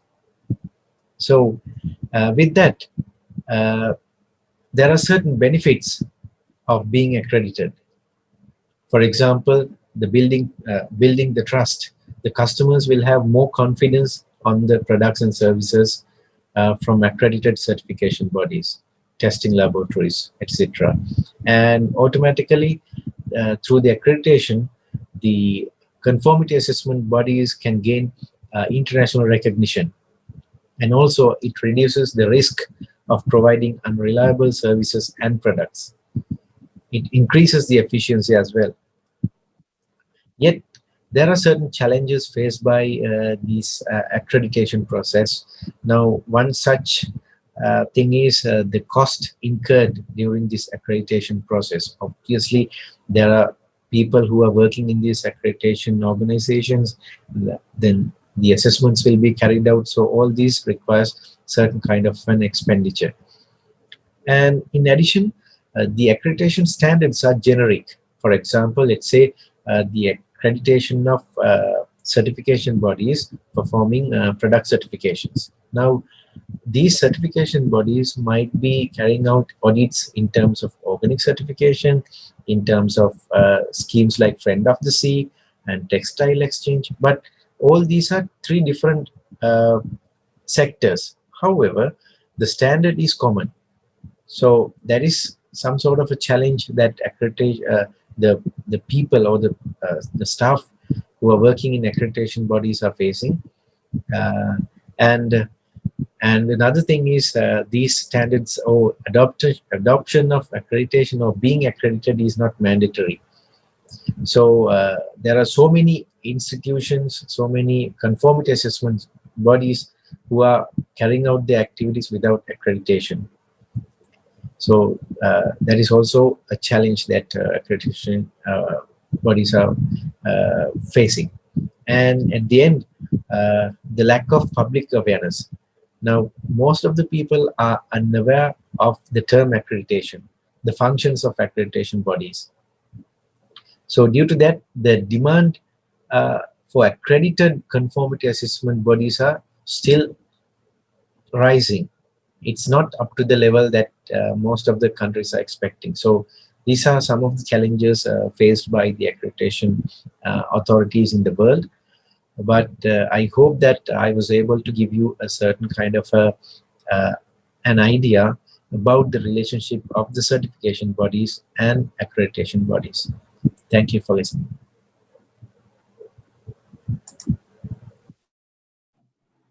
Thank you, Niranjan, for that interesting presentation on how the certifiers being monitored or the process being regulated, which is quite new because we listened to plenty of presentations on certification.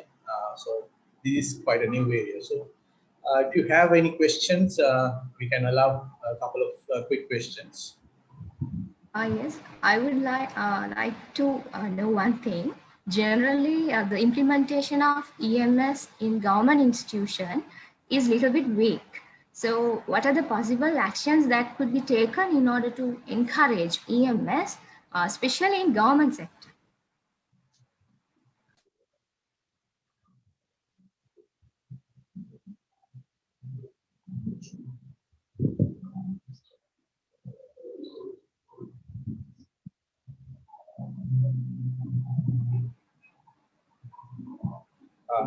Yes, Niranjan, hope you can hear us.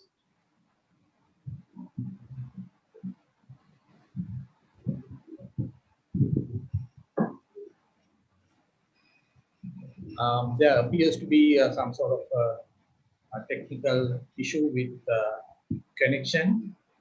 So in that case, since we are fast approaching the tea break, I think we can move on to the next presentation. The next presentation will be done by Dr. Savindi Caldera. She's joining us all the way from Australia to talk about lean and green thinking. Again, she did undergraduate studies, and even for undergraduate research, I think she did a bit of research on the woodworking industry and how these waste minimization practices can be implemented. So after graduating, she moved to Australia for higher studies, and she got a PhD from the Queensland University of Technology.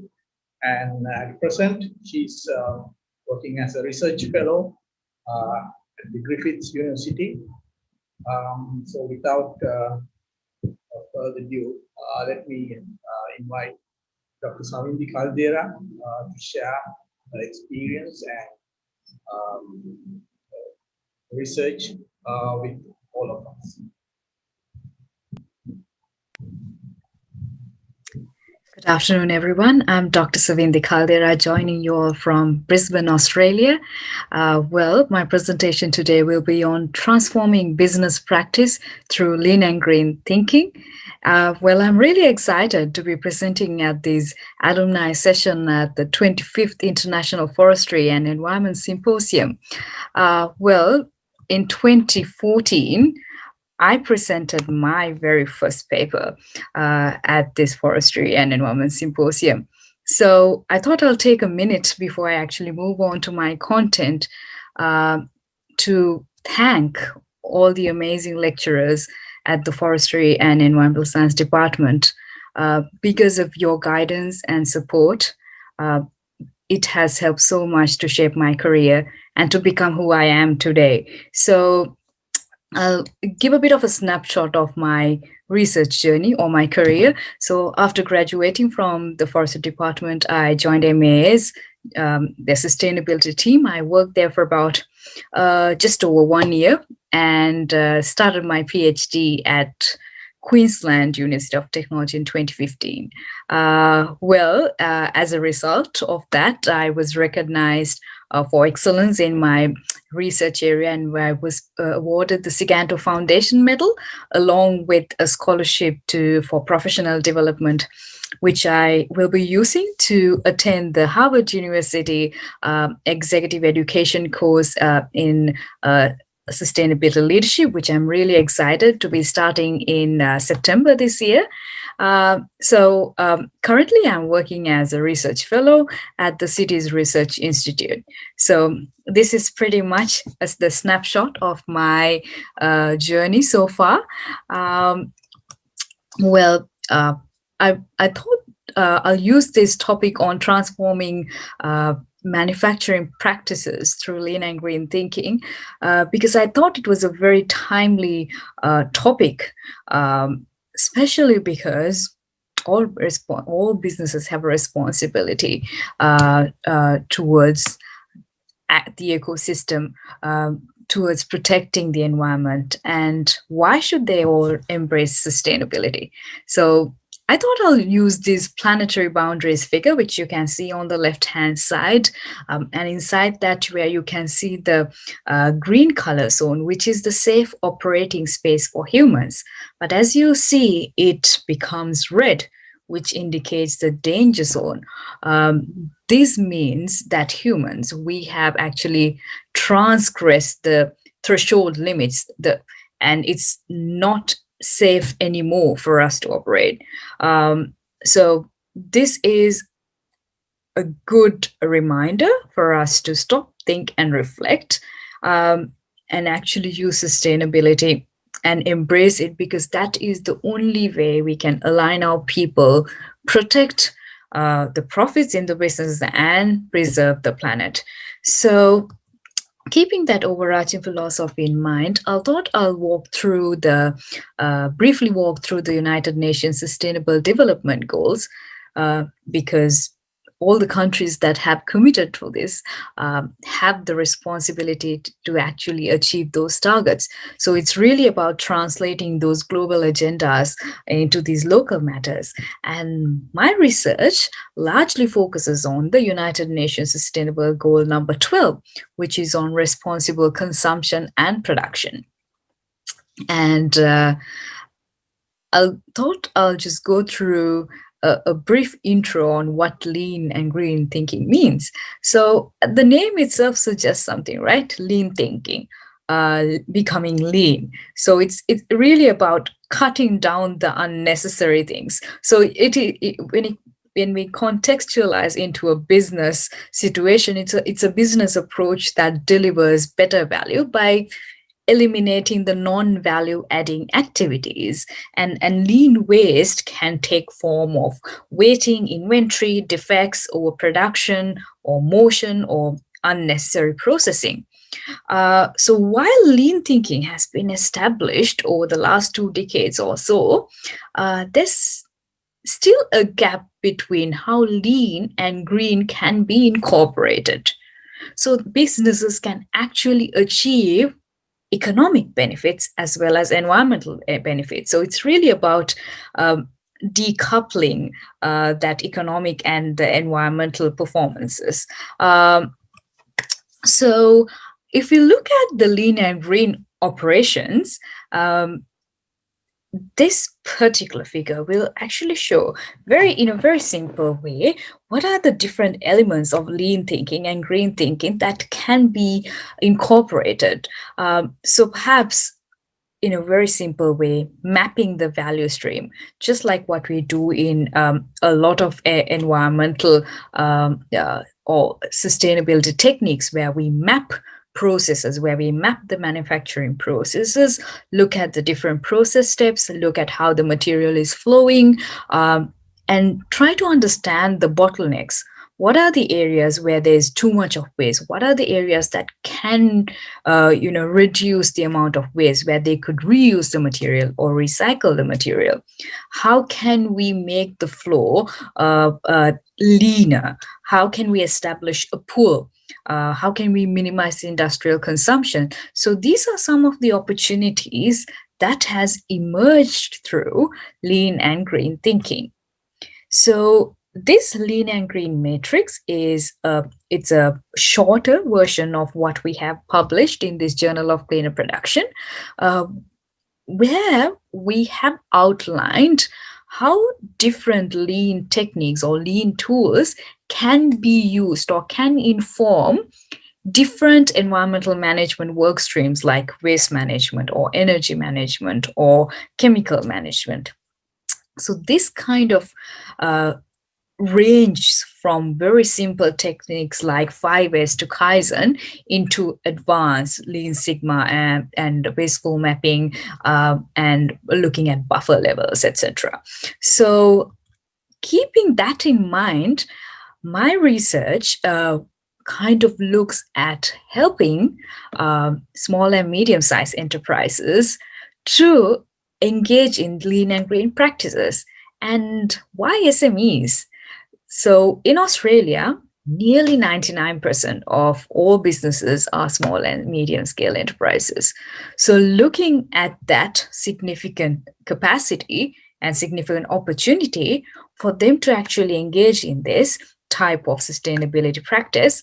I particularly work with this company called Rocky Point.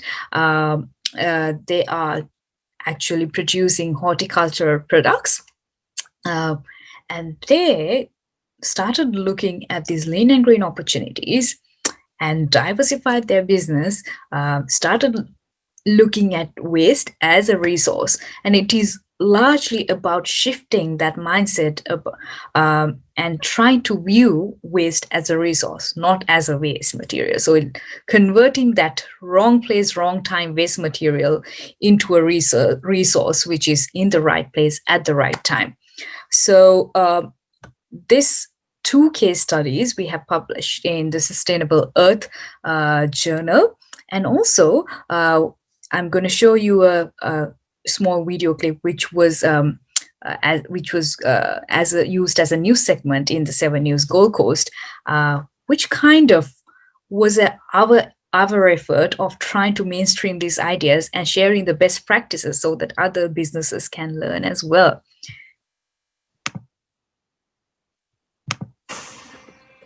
Cane fields lap around the 1940s farm in the middle of big machines recycling big materials. Rocky Point harvests 50,000 tonnes of sugar a year, but around 20 years ago, the price in sugar really dropped out and there wasn't much money in actual farming. times were tough, so cane farmers needed to diversify and turn what would normally be burnt into mulch. We decided we could cut it green and bale it and turn it into money. That decision cleared the way for more opportunities. Green Fingers now takes in timber pallets from companies across the southeast, crushing them in a grinder and reselling the end product as mulch. We've got companies like Aldi in the retail sector and JJ Richards in the waste sector. Researchers from QUT and Griffith Universities are impressed. This will improve their business as a whole in terms of environmental performance. They're promoting this model as a sustainable strategy for other struggling farmers. 12 months ago, the farm won a contract to recycle Gold Coast City Council's green waste, turning 40,000 tonnes a year into garden mulch. Two sideline businesses, we know the money's still coming in. And the waste is staying out of the ground, keeping 70 people in a job and the gates open for more. Jessica Mummy, 7 Gold Coast News. So that was one of the examples of actually using lean and green thinking, applying that into a relatively a medium-sized enterprise.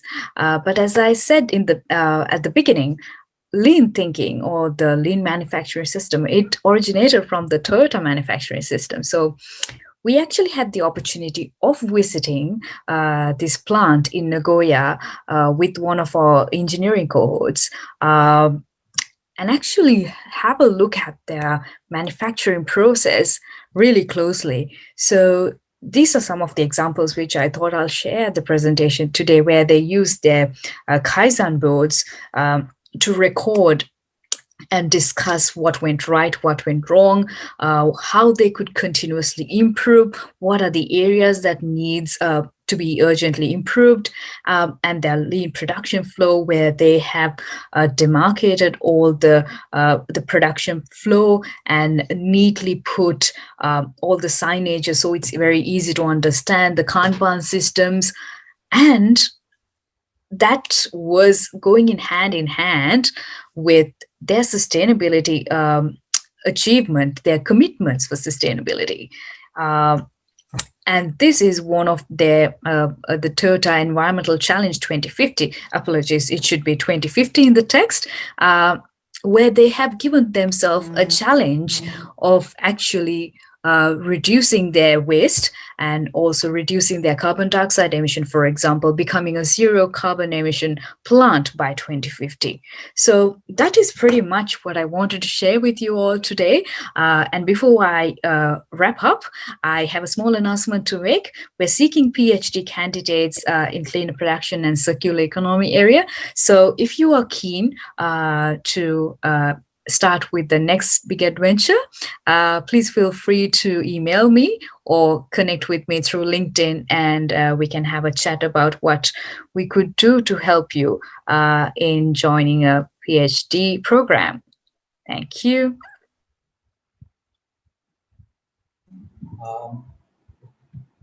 Thank you, Savindi, for that excellent presentation on green and lean thinking.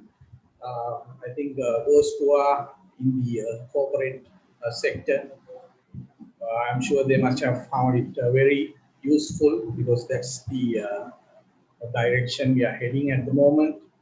And also, thank you for reminding me about, reminding us about the news on prospective PhD opportunities at your institute. So we will certainly spread that message across and hopefully try to get a couple of students in. So we can have a quick couple of questions for Savindi. Yes. Yeah, Dr. Savindi, it was a great presentation, and I would like to ask a small question from you. So in your presentation, you described about how to reduce the impacts and wastage and inefficiencies of industries by applying these type of conceptual frameworks like green and lean thinking. So as I am currently working as the research officer of the Timber Process Innovation Center of our university, we are conducting, so I gain opportunities to work with the Moratuwa woodworking industry cluster. So in this situation, we are conducting community development programs and studies with them. So most of these industries are small and medium scale industries. So in this situation, I want to ask you about at what extent we can use these conceptual frameworks in developing these type of woodworking clusters. I mean, like industrial woodworking clusters like Moratuwa. Yeah, it is indeed a great question to see how we could apply lean thinking into that sector as well. Well, as I started by saying, lean thinking is really looking at it's that approach of eliminating the non-value adding activities. So if you look at the wood cluster in Moratuwa, it is really about I think the initial steps would be to really map out the processes to identify where are the bottlenecks and see where they could actually eliminate the waste or the non-value adding activities. And as a next the second step, they could look at how they could change the workflow in a way that it reduces motion and how they could actually look at minimize the amount of defects and what different strategies they could use inside the workplace of actually engaging the employees and asking about their ideas about how waste can be reduced and giving them more accountability to start their own initiatives. And having that continuous improvement journey is definitely one of the ways that they could actually apply lean and green thinking into their processes. Thank you. Okay, thank you, Dr. San. Right. Thank you, Savindi. And I think we're supposed to finish at 3:30, so we are just about time to finish. So once again, on behalf of the organizing committee of the Silver Jubilee Forestry Symposium, I extend my gratitude and thanks to all these 5 speakers, our alumni, joined us from different parts of the world. So thank you once again. With that, I think we can wind up this session, which was very interesting, and we learned a lot of information, new information and experiences.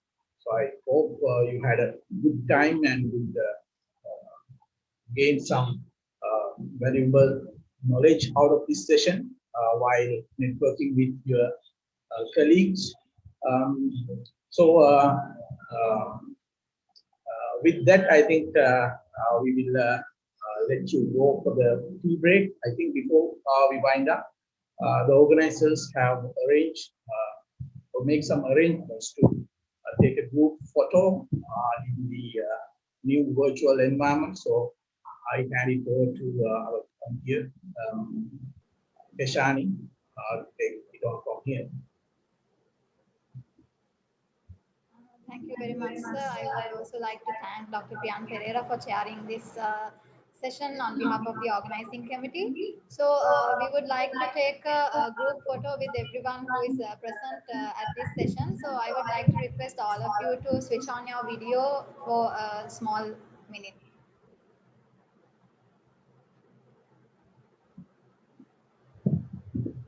Your videos on, please. Can everyone turn on their videos to take a group photo?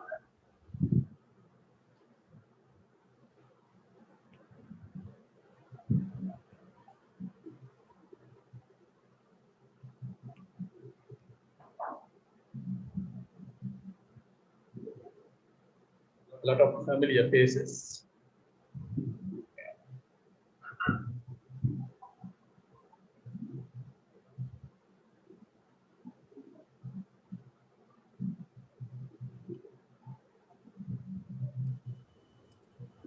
Yes. Do we need to say cheese? Can we also have the picture with everyone's thumbs up as well? Our thumbs up or emojis thumbs up? Everything. Thank you very much, everyone. The next session will begin at 3:45, and it is the MSc alumni session. And I would like to thank the presenters and everyone who joined with us today. Thank you very much. Have a very nice day. Thank you. Thank you.